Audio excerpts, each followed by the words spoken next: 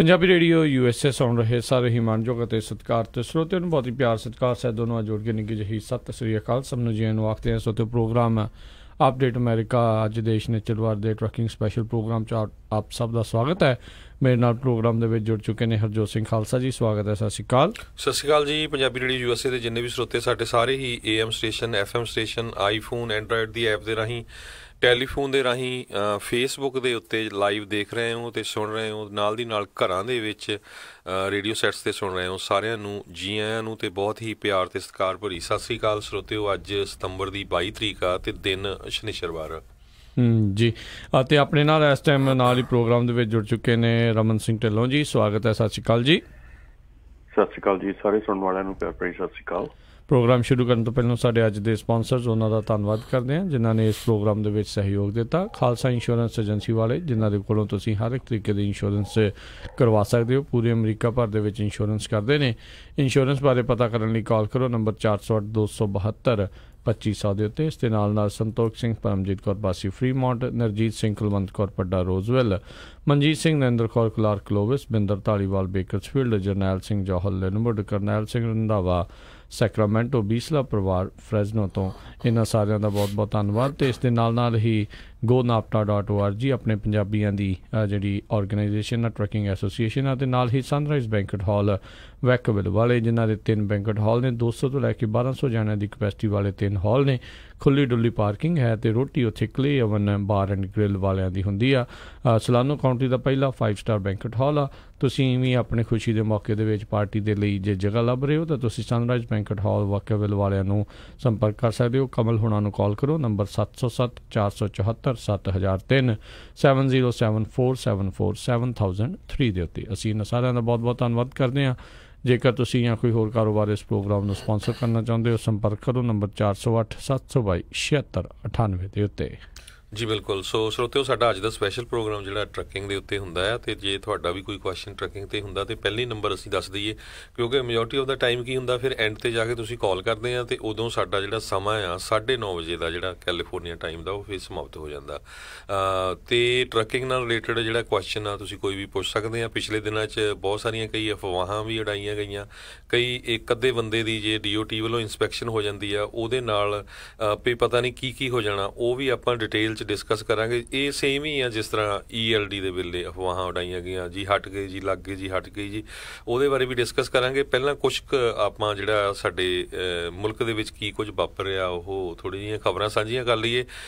ਸਭ ਤੋਂ ਪਹਿਲੀ ਖਬਰ ਇਹੀ ਆ ਵੀ ਜਿਹੜੇ ਜੁਡੀਸ਼ਰੀ ਕਮੇਟੀ ਦੇ ਚੇਅਰਮੈਨ ਆ ਗ੍ਰੈਸਲੀ, ਉਹਨਾਂ ਨੇ ਟਵੀਟ ਕਰਕੇ ਅੱਜ ਜੱਜ ਕੈਵਨੋ ਉਹਨਾਂ ਤੋਂ ਮਾफ़ੀ ਮੰਗੀ ਆ ਵੀ ਮੈਂ ਥੋੜ੍ਹਾ ਜਿਹਾ ਸਮਾਂ ਜਿਹੜਾ ਐਕਸਟੈਂਡ ਕਰ ਰਿਹਾ ਆ ਕਨਫਰਮੇਸ਼ਨ ਦੇ ਲਈ, ਕਿਉਂਕਿ ਜਿਹੜੇ ਡਾਕਟਰ ਫੋਰਡ ਆ ਜਿਨ੍ਹਾਂ ਨੇ ਜਿਹੜੇ ਇਲਜ਼ਾਮ ਲਾਏ ਹੈਗੇ ਆ ਜੱਜ ਕੈਵਨੋ ਦੇ ਉੱਤੇ, ਉਹ ਉਹਨਾਂ ਨੂੰ ਸੁਣਨਾ ਚਾਹੁੰਦੇ ਆ। ਅਤੇ ਡਾਕਟਰ ਫੋਰਡ ਦੀ ਜਿਹੜੀ ਅਟੋਰਨੀ ਆ ਉਸਨੇ ਕਿਹਾ ਸੀ ਵੀ ਸਾਨੂੰ 1 ਦਿਨ ਹੋਰ ਦਿੱਤਾ ਜਾਵੇ। ਪਹਿਲੇ ਉਹਨਾਂ ਨੇ ਮੰਡੇ ਨੂੰ ਅਪੀਅਰ ਹੋਣਾ ਸੀ ਜੁਡੀਸ਼ੀਅਲ ਕਮੇਟੀ ਦੇ ਕੋਲ, ਹੁਣ ਉਹਨਾਂ ਨੇ ਕਿਹਾ 1 ਦਿਨ ਹੋਰ ਦਿੱਤਾ ਜਾਵੇ ਤਾਂ ਕਿ ਜਿਹੜਾ ਉਹਨਾਂ ਦਾ ਕਲਾਇੰਟ ਆ ਉਹ ਡਿਸਾਈਡ ਕਰ ਸਕੇ ਵੀ ਉਸ ਨੇ ਅੱਗੇ ਆਉਣਾ ਆ ਜਾਂ ਨਹੀਂ ਆਉਣਾ, ਅਤੇ ਜਾਂ ਉਹਨੂੰ ਕੁਛ ਟਾਈਮ ਮਿਲ ਜਾਏ।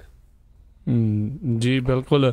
ਸੋ ਇਹ ਹੁਣ ਦੇਖਣ ਵਾਲੀ ਜਿਹੜੀ ਗੱਲ ਰਹੂਗੀ, ਕਿਉਂਕਿ ਪਿਛਲੇ ਕਈ ਦਿਨਾਂ ਤੋਂ ਜਿਹੜੀ ਗੁਹਾਰ ਲਾ ਰਹੀ ਸੀ ਡਾਕਟਰ ਫੋਰਡ ਦਾ ਜਿਹੜੇ ਆ ਵਕੀਲ ਵੀ, ਉਹਨਾਂ ਨੂੰ ਜਿਹੜਾ ਸਮਾਂ ਥੋੜ੍ਹਾ ਹੋਰ ਦਿੱਤਾ ਜਾਵੇ, ਕੁਛ ਕੰਡੀਸ਼ਨਸ ਜਿਹੜੀਆਂ ਰੱਖੀਆਂ ਜਾਣ।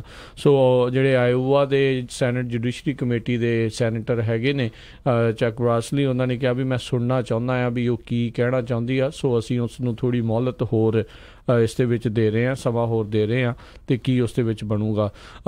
ਕੱਲ੍ਹ ਜਦੋਂ ਰਾਸ਼ਟਰਪਤੀ ਟਰੰਪ ਪਹਿਲਾਂ ਤਾਂ 2-4 ਦਿਨ ਉਹਨਾਂ ਨੇ ਬੜਾ ਇਤਮਾਨਾਨ ਦੇ ਨਾਲ ਬੈਠੇ ਰਹੇ, ਪਰ ਕੱਲ੍ਹ ਕਹਿੰਦੇ ਉਹਨਾਂ ਦਾ ਸਬਰ ਦਾ ਬਾਣ ਇੱਕ ਹਿਸਾਬ ਨਾਲ ਟੁੱਟ ਗਿਆ ਅਤੇ ਆਪਣਾ ਟਵੀਟ ਕਰਨੋਂ ਜਿਹੜੇ ਰਹੇ ਨਹੀਂ। ਜਦੋਂ ਉਹਨਾਂ ਨੇ ਇਹ ਕਹਿ ਦਿੱਤਾ ਵੀ ਜੇ ਇੱਦਾਂ ਹੋਇਆ ਹੁੰਦਾ ਤਾਂ ਉਦੋਂ ਉਹਦੀ ਮਾਂ ਜਾਂ ਉਸਨੇ ਰਿਪੋਰਟ ਕਰਨਾ ਸੀ। ਅਤੇ ਡਿਪਾਰਟਮੈਂਟ ਆਫ ਜਸਟਿਸ ਦੇ ਆંકੜੇ ਕਹਿੰਦੇ ਆ ਵੀ ਤਕਰੀਬਨ 3 ਦੇ ਵਿੱਚੋਂ 2 ਜਿਹੜੀਆਂ ਸੈਕਸ਼ੂਅਲ ਅਸੌਲਟ ਜਾਂ ਸੈਕਸ਼ੂਅਲ ਇੱਦਾਂ ਦੇ ਕੋਈ ਪ੍ਰੋਬਲਮ ਆਉਂਦੀ ਹੈ ਔਰਤਾਂ ਨੂੰ ਜਾਂ ਕਿਸੇ ਨੂੰ ਵੀ, ਉਹ ਰਿਪੋਰਟ ਨਹੀਂ ਹੁੰਦੀਆਂ। ਸੋ ਇਹ ਚੀਜ਼ ਜਿਹੜੀ ਉਹ ਦੇਖਣ ਵਾਲੀ ਜਿਹੜੀ ਰਹੂਗੀ। ਰਾਸ਼ਟਰਪਤੀ ਟਰੰਪ ਨੇ ਆਪਣੇ ਡਿਪਾਰਟਮੈਂਟ ਆਫ ਜਸਟਿਸ ਤੋਂ ਇਨਫੋਰਮੇਸ਼ਨ ਨਾ ਲਈ ਅਤੇ ਸਾਰਾ ਕੁਛ ਜਿਹੜਾ ਉੱਥੇ ਕਹਿ ਦਿੱਤਾ। ਕਿਤੇ ਨਾ ਕਿਤੇ ਉਹਨਾਂ ਦੀ ਇਸ ਚੀਜ਼ ਦੇ ਪ੍ਰਤੀ ਜਿਹੜੀ ਆ ਉਹ ਨਿੰਦਾ ਵੀ ਜਿਹੜੀ ਆ ਕਈ ਲੋਕਾਂ ਦੇ ਦੁਆਰਾ ਕੀਤੀ ਗਈ ਵੀ ਉਹਨਾਂ ਨੂੰ ਜਿਹੜਾ ਸੈਕਸ਼ੂਅਲ ਅਸੌਲਟ ਦਾ ਜਿਹੜਾ ਵਿਕਟਮ ਆ ਉਸ ਦੇ ਪ੍ਰਤੀ ਇੱਦਾਂ ਦਾ ਟਵੀਟ ਜਿਹੜਾ ਆ ਉਹ ਨਹੀਂ ਸੀ ਕਰਨਾ ਚਾਹੀਦਾ।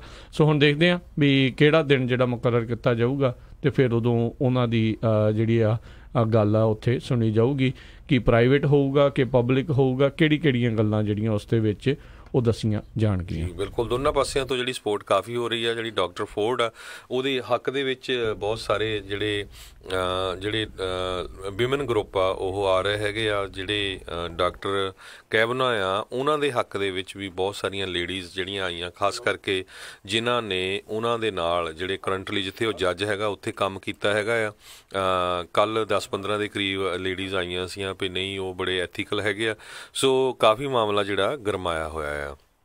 ਅਤੇ ਅਗਲੀ ਖਬਰ ਵੱਲ ਚੱਲੀਏ। ਜਿਹੜੇ ਡਿਪਟੀ ਅਟਾਰਨੀ ਜਨਰਲ ਹੈਗੇ ਆ US ਦੇ ਰੌਡ ਰੋਜ਼ਨਸਟਾਈਨ, ਉਹਨਾਂ ਨੇ ਕਹਿੰਦੇ ਵੀ ਸੀਕਰੇਟਲੀ ਪ੍ਰੈਜ਼ੀਡੈਂਟ ਟਰੰਪ ਜਿਹੜੇ ਹੈਗੇ ਆ ਉਹਨਾਂ ਦਾ ਜਿਹੜਾ ਗੱਲਬਾਤ ਆ ਉਹਨੂੰ ਰਿਕਾਰਡ ਕੀਤਾ।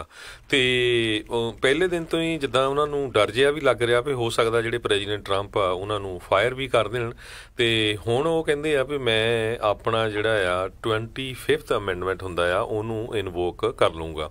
ਸੋ ਜਿਹੜੇ ਰੋਜ਼ਨਸਟਾਈਨ ਆ ਇਹ ਕਾਫੀ ਹੁਣ ਇੱਕ ਤਰ੍ਹਾਂ ਨਾਲ ਹੌਟ ਵਾਟਰ ਦੇ ਵਿੱਚ ਹੈਗੇ ਆ।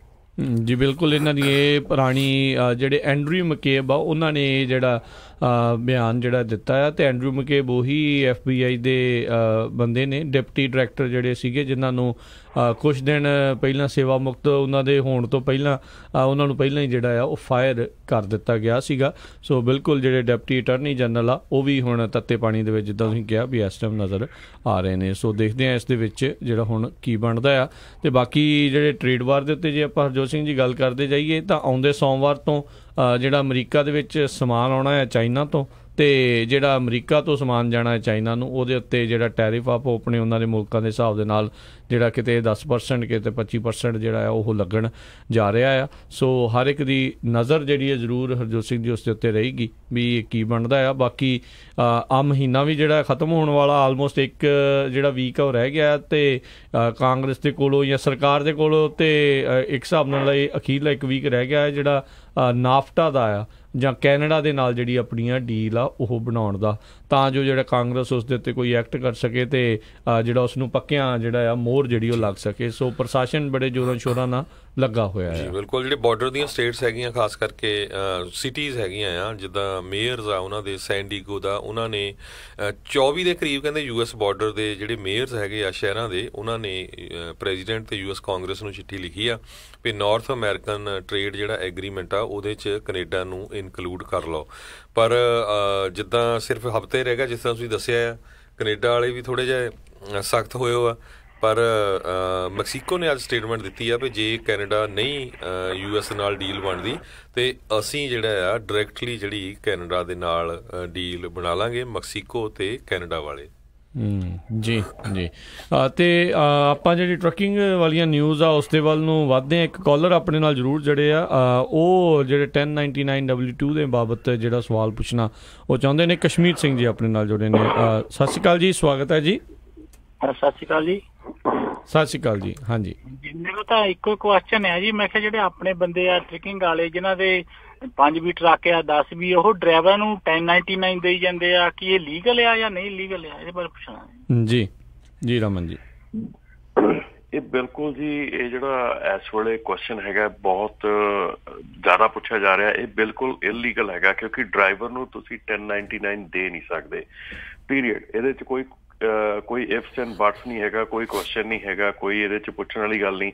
ਕਿਉਂਕਿ ਜਦੋਂ ਤੁਸੀਂ ਡਰਾਈਵਰ ਹੈਗੇ ਆ ਤੇ ਇਸ ਵੇਲੇ ਤਾਂ ਕੁਐਸਚਨ, ਇਸ ਵੇਲੇ ਤਾਂ ਪ੍ਰੋਬਲਮ ਜਿਹੜੀ ਹੋਰ ਛਿੜੀ ਹੋਈ ਹੈ ਕਿ ਜਿਹੜੇ ਓਨਰ ਆਪਰੇਟਰ ਆ ਉਹਨਾਂ ਨੂੰ ਵੀ 1099 ਨਾ ਦੇਣ ਦੀ ਗੱਲ ਕੀਤੀ ਜਾ ਰਹੀ ਆ, ਤੇ ਡਰਾਈਵਰ ਨੂੰ ਤੇ 1099 ਦੇਣਾ ਤਾਂ ਸਰਾਸਰ 110% ਜਿਹੜਾ ਰੋਂਗ ਹੈਗਾ।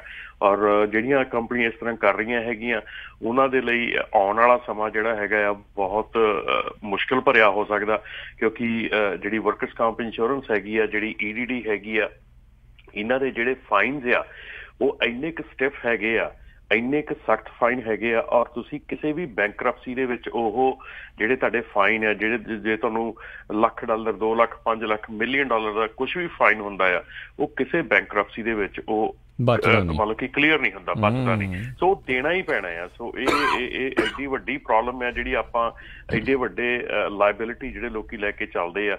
ਮੇਰੇ ਖਿਆਲ ਦੇ ਵਿੱਚ ਇਹਨਾਂ ਨੂੰ ਸਮਝ ਆਉਣਾ ਚਾਹੀਦਾ ਕਿ ਆਉਣ ਵਾਲਾ ਟਾਈਮ ਜਿਹੜਾ ਆ ਉਹ ਬਿਲਕੁਲ ਖਰਾਬ ਚੱਲ ਰਿਹਾ ਇਸ ਚੀਜ਼ ਦੇ ਵਿੱਚ।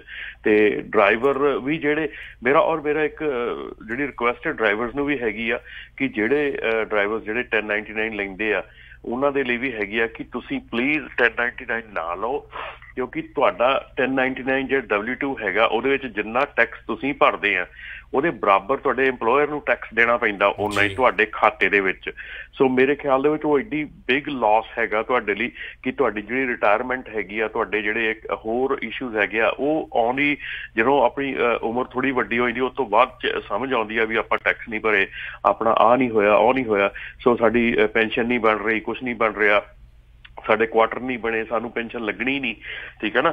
ਤੇ ਉਹ ਚੀਜ਼ਾਂ ਜਿਹੜੀਆਂ ਆ ਉਹ ਲੌਂਗ ਟਰਮ ਦੇ ਵਿੱਚ ਸੋਚ ਕੇ ਚੱਲੋ, ਕਿਉਂਕਿ ਜਿੰਨਾ ਟੈਕਸ ਤੁਸੀਂ ਕਟਾਉਣੇ ਆ ਤੁਹਾਡੇ ਬਰਾਬਰ ਤੁਹਾਡਾ ਇੰਪਲੋਇਰ ਵੀ ਓਨਾ ਹੀ ਟੈਕਸ ਤੁਹਾਡਾ ਭਰਦਾ ਆ, ਤੁਹਾਡੇ ਖਾਤੇ ਜਮ੍ਹਾਂ ਕਰਾਉਂਦਾ ਆ।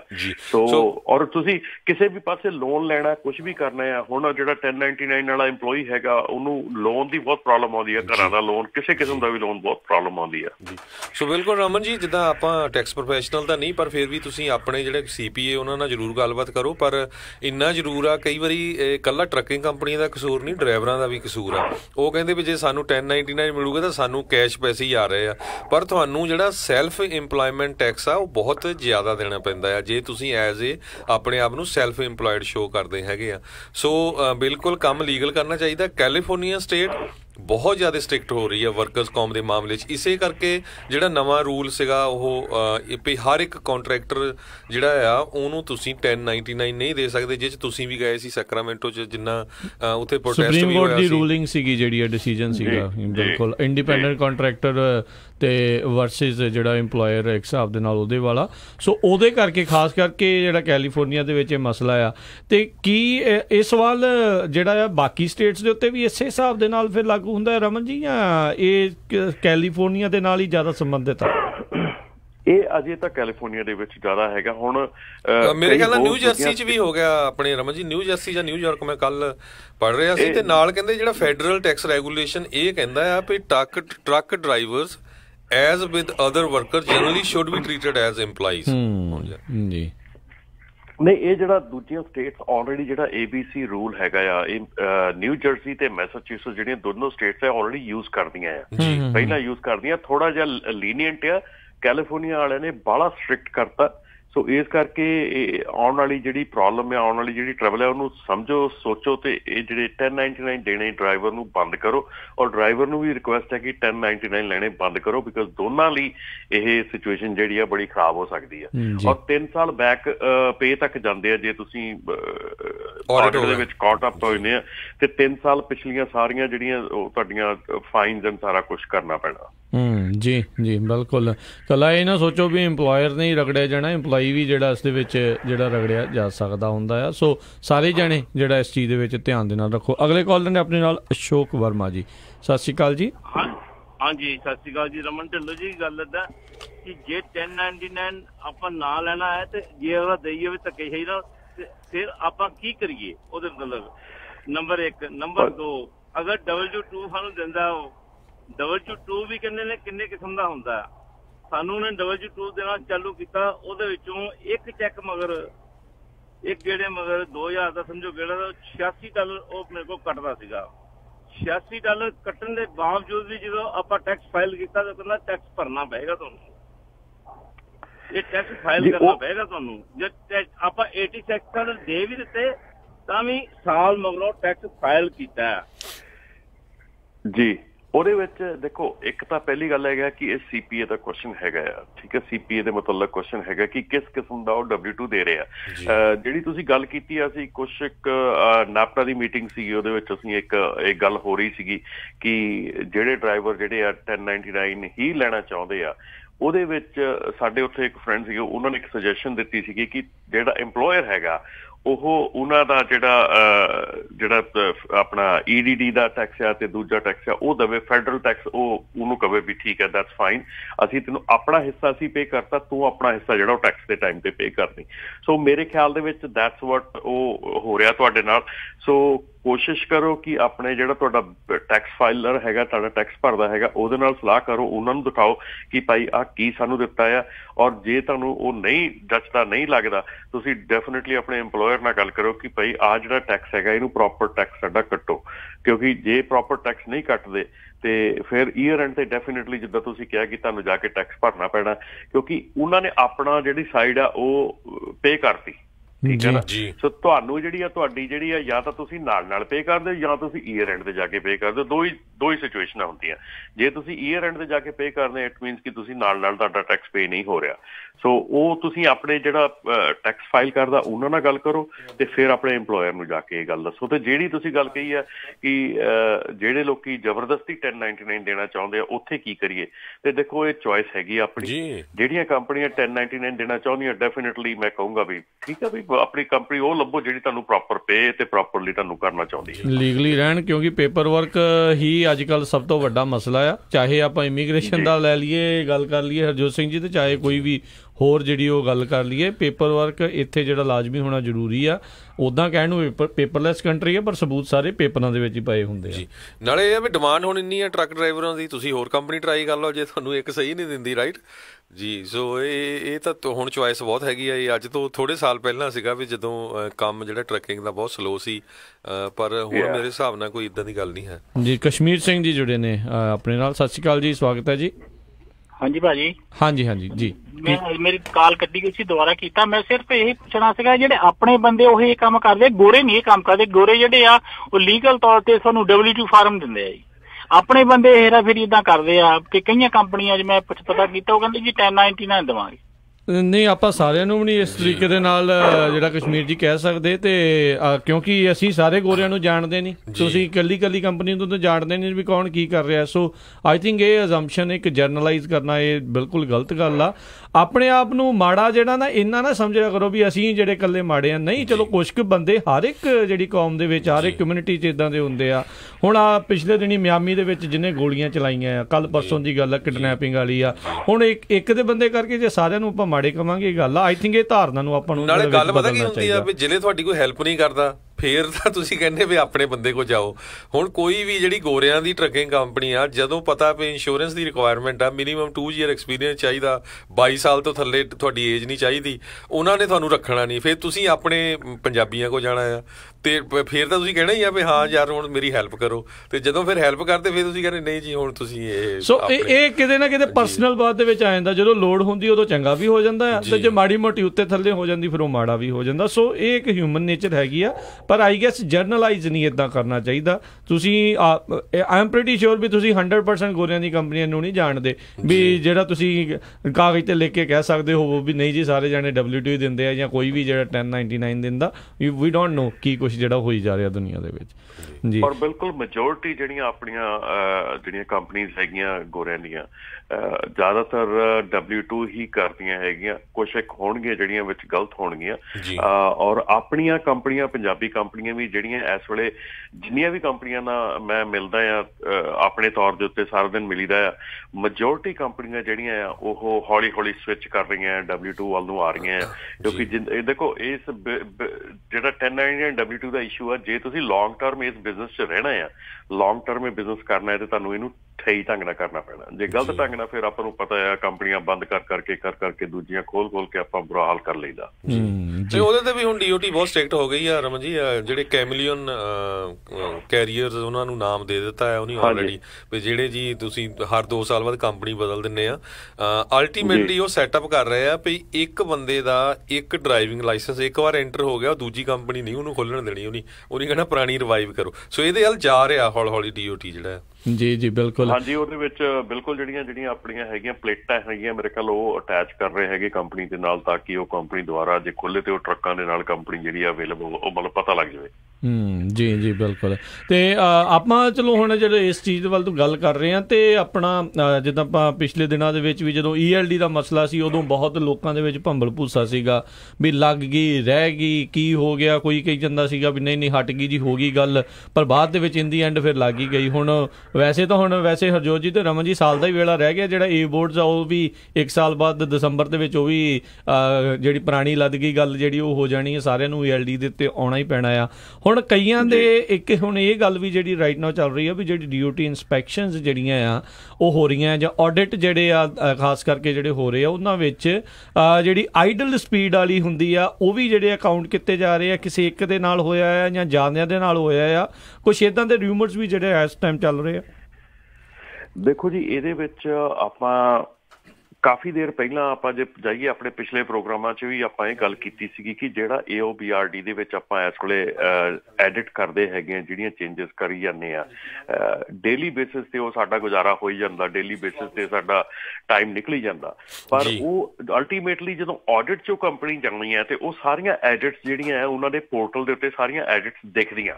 ਸੋ ਉਹ ਬੇਸਿਕਲੀ ਜਦੋਂ ਉਹ ਇਹ ਹੁਣ ਇੰਸਪੈਕਟਰ ਤੇ ਡਿਪੈਂਡ ਕਰਦਾ ਕੌਣ ਉਹਨੂੰ ਇੰਸਪੈਕਟਰ ਜਿਹੜਾ ਦੇਖ ਰਿਹਾ, ਕਿਹੜਾ ਲਾਅ ਇਨਫੋਰਸਮੈਂਟ ਏਜੰਸੀ ਦੇਖ ਰਹੀ ਆ। ਔਰ ਜਦੋਂ ਇਹ ਆਡਿਟ ਕਰਦੇ ਆ ਔਰ ਇੰਨੀਆਂ ਐਡਿਟਸ ਦੇਖਦੇ ਆ ਤੇ ਉੱਥੇ ਫਰਸਟ੍ਰੇਸ਼ਨ ਵੱਧ ਜਾਂਦੀ ਆ। ਜਿਹੜੇ ਚੈਕਿੰਗ ਕਰਦੇ ਆ ਉਹਨਾਂ ਦੀ ਫਰਸਟ੍ਰੇਸ਼ਨ ਵੱਧ ਜਾਂਦੀ ਆ।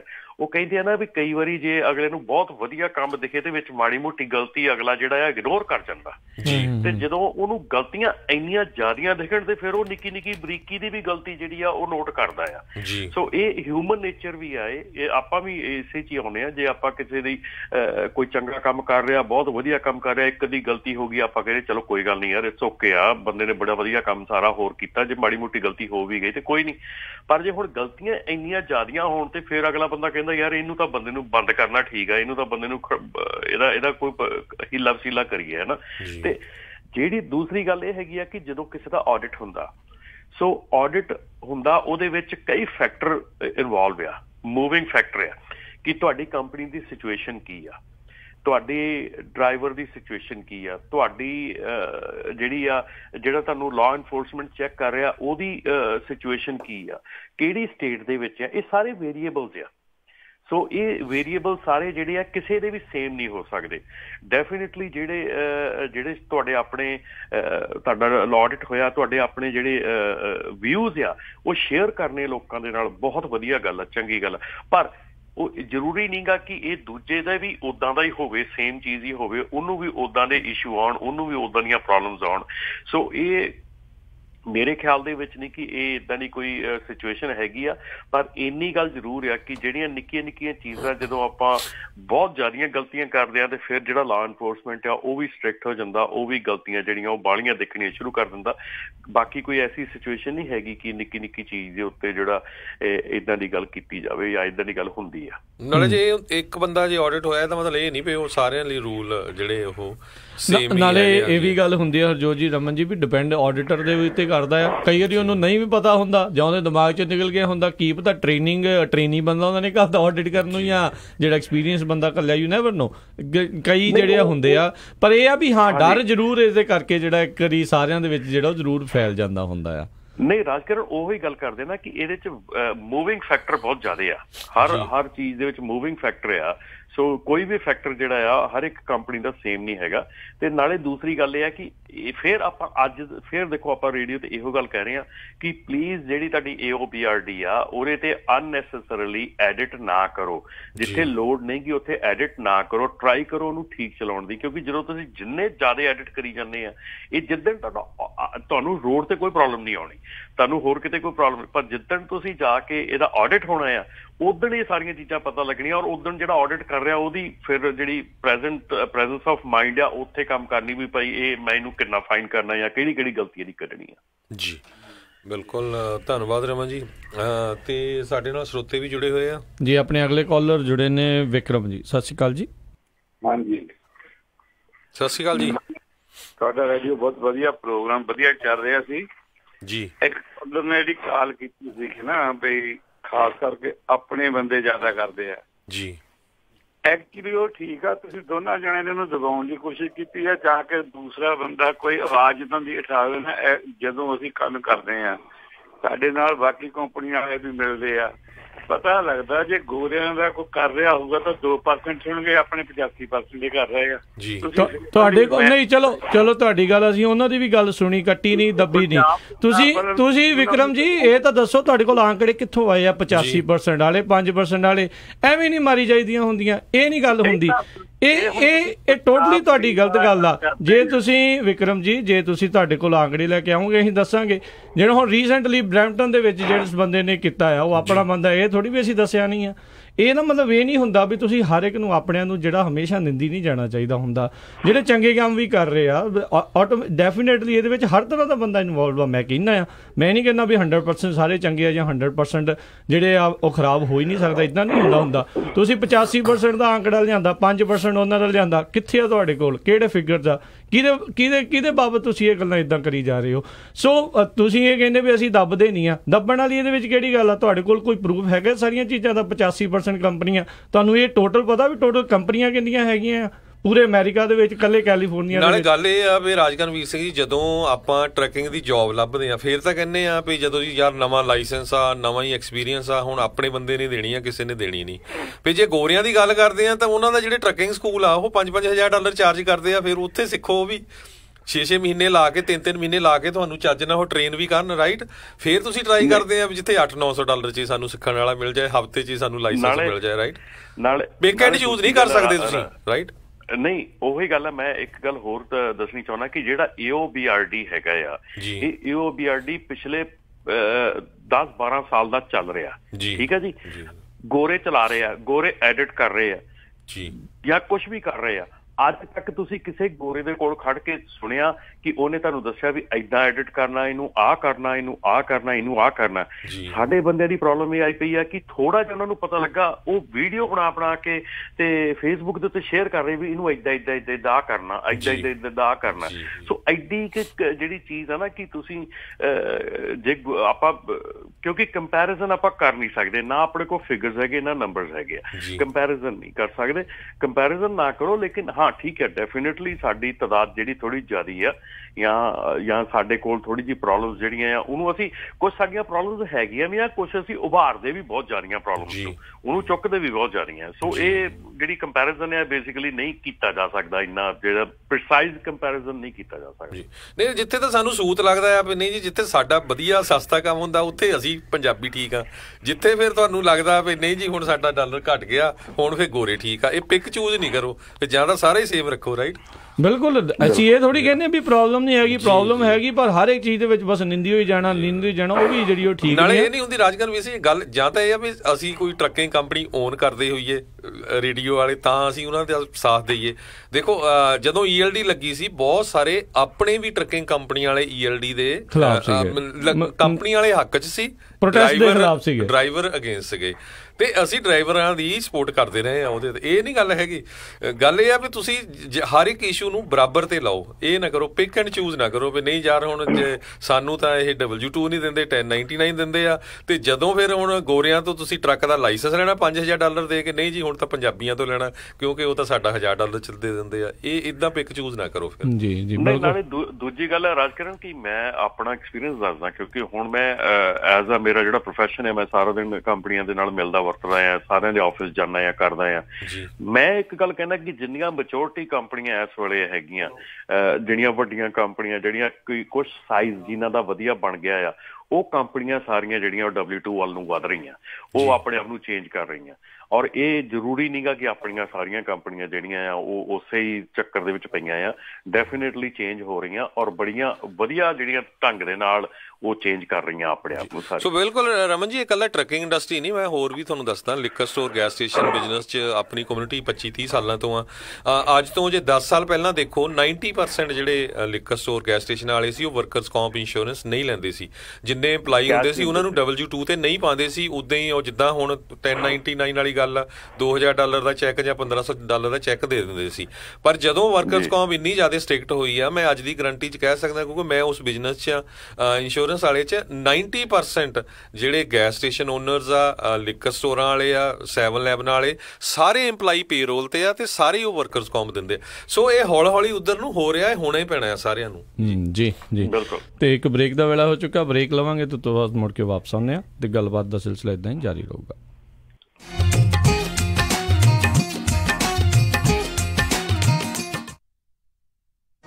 ਤੁਸੀਂ ਸੁਣ ਰਹੇ ਹੋ Punjabi radio USA 1300 AM KWRU Fresno, 1470 AM KIID Sacramento, and 1450 AM KOBO Yuba City. Indian saver wholesale printing ਵਾਲਿਆਂ ਤੋਂ ਬਣਵਾ ਸਕਦੇ ਹੋ 1000 ਬਿਜ਼ਨਸ ਕਾਰਡ ਸਿਰਫ ਹੀ $45 ਵਿੱਚ। ਆਊਟਡੋਰ ਬੈਨਰ $699 ਪਰ square feet, banner with stand ਸਿਰਫ $135 ਵਿੱਚ, 10x10 ਦਾ event tent with hardware and fabric ਤੁਹਾਡੇ ਲੋਗੋ ਅਤੇ ਐਡ ਦੇ ਨਾਲ ਸਿਰਫ ਹੀ $1399 ਵਿੱਚ। Flyer, brochure, post card, poster, presentation folder, hang tags, envelopes, roll label, sticker ਅਤੇ ਇਹ ਐਵਰੀ ਡੋਰ ਡਾਇਰੈਕਟ ਮੇਲ ਦੀ ਸਰਵਿਸ ਵੀ ਦਿੰਦੇ ਹਨ। 9165255476 916 525 54 Indian saver wholesale printing press. Obamacare covered California ਦੀਆਂ ਐਪਲੀਕੇਸ਼ਨਾਂ ਬਹੁਤ ਹੀ ਜਲਦ ਸ਼ੁਰੂ ਹੋਣ ਜਾ ਰਹੀਆਂ ਹਨ। ਜੇ ਤੁਸੀਂ ਵੀ ਆਪਣੇ ਪਲਾਨ ਚੇਂਜ ਜਾਂ ਨਵੀਂ ਐਪਲੀਕੇਸ਼ਨ ਕਰਵਾਉਣੀ ਚਾਹੁੰਦੇ ਹੋ ਤਾਂ ਅੱਜ ਹੀ ਸੰਪਰਕ ਕਰੋ ਖਾਲਸਾ ਇੰਸ਼ੋਰੈਂਸ ਏਜੰਸੀ 408-272-2500 4082722500 ਜੋ ਕਿ ਸਾਲ 2014 ਤੋਂ ਹਜ਼ਾਰਾਂ ਹੀ ਕਸਟਮਰਜ਼ ਨੂੰ ਇਹ ਸੇਵਾਵਾਂ ਦੇ ਰਹੇ ਹਨ। ਤੁਹਾਨੂੰ ਆਫਿਸ ਦੇ ਵਿੱਚ ਵਿਜ਼ਿਟ ਕਰਨ ਦੀ ਕੋਈ ਜ਼ਰੂਰਤ ਨਹੀਂ। Licence by California department of insurance number 0F89805।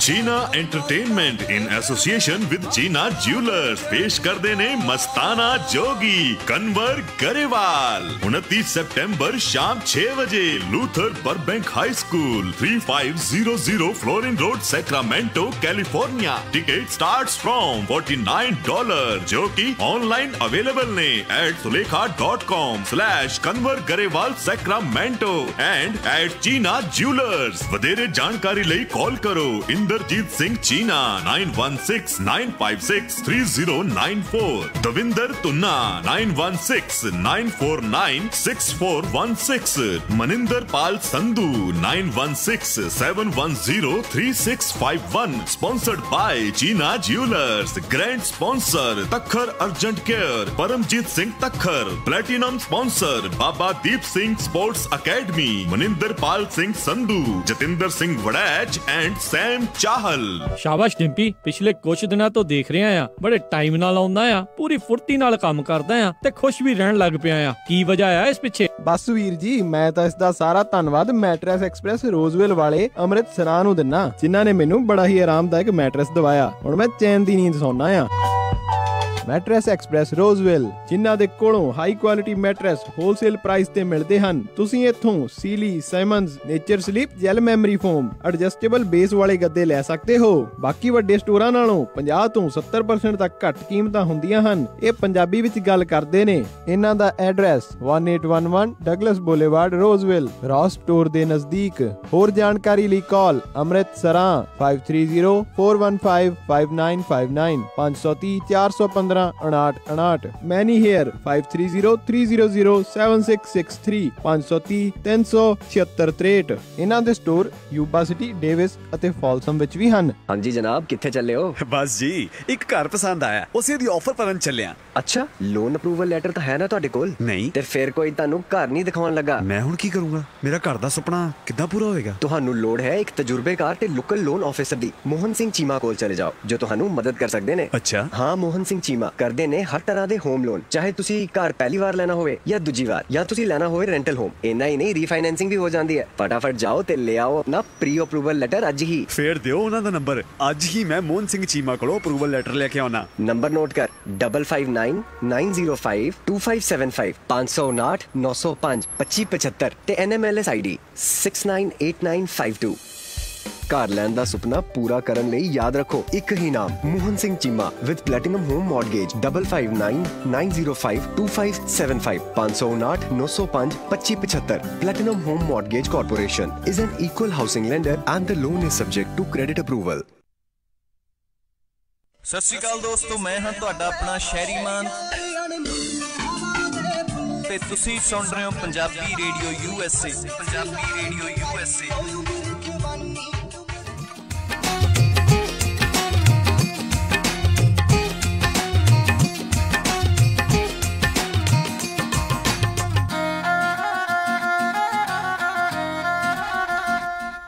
Punjabi radio USA ਸੁਣ ਰਹੇ ਸਾਰੇ ਸਰੋਤਿਆਂ ਨੂੰ ਇੱਕ ਵਾਰੀ ਫੇਰ ਨਿੱਘੀ ਜੀ ਆਇਆਂ ਨੂੰ। ਸਭ ਦਾ ਸਵਾਗਤ ਹੈ ਸਰੋਤਿਓ ਪ੍ਰੋਗਰਾਮ ਦੇ ਵਿੱਚ। ਪ੍ਰੋਗਰਾਮ ਚੱਲ ਰਿਹਾ ਜੀ ਅਪਡੇਟ ਅਮਰੀਕਾ। ਹਰਜੋਤ ਸਿੰਘ ਜੀ, ਰਮਨ ਜੀ, ਜੀ ਆਇਆਂ ਨੂੰ ਸਵਾਗਤ ਹੈ ਜੀ।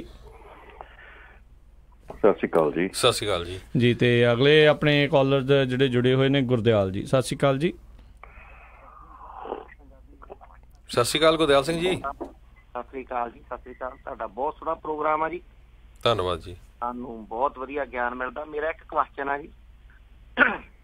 ਮੈਂ ਬੇਰੀਏ 'ਚ ਰਹਿਣਾ, ਮੈਂ ਮਿੱਟੀ ਦਾ ਕੰਮ ਕਰਦਾ, ਮਿੱਟੀ ਦਾ ਜਿੱਦਾਂ ਡੰਪ ਆ ਸਾਡਾ। ਹਾਂਜੀ ਹਾਂਜੀ।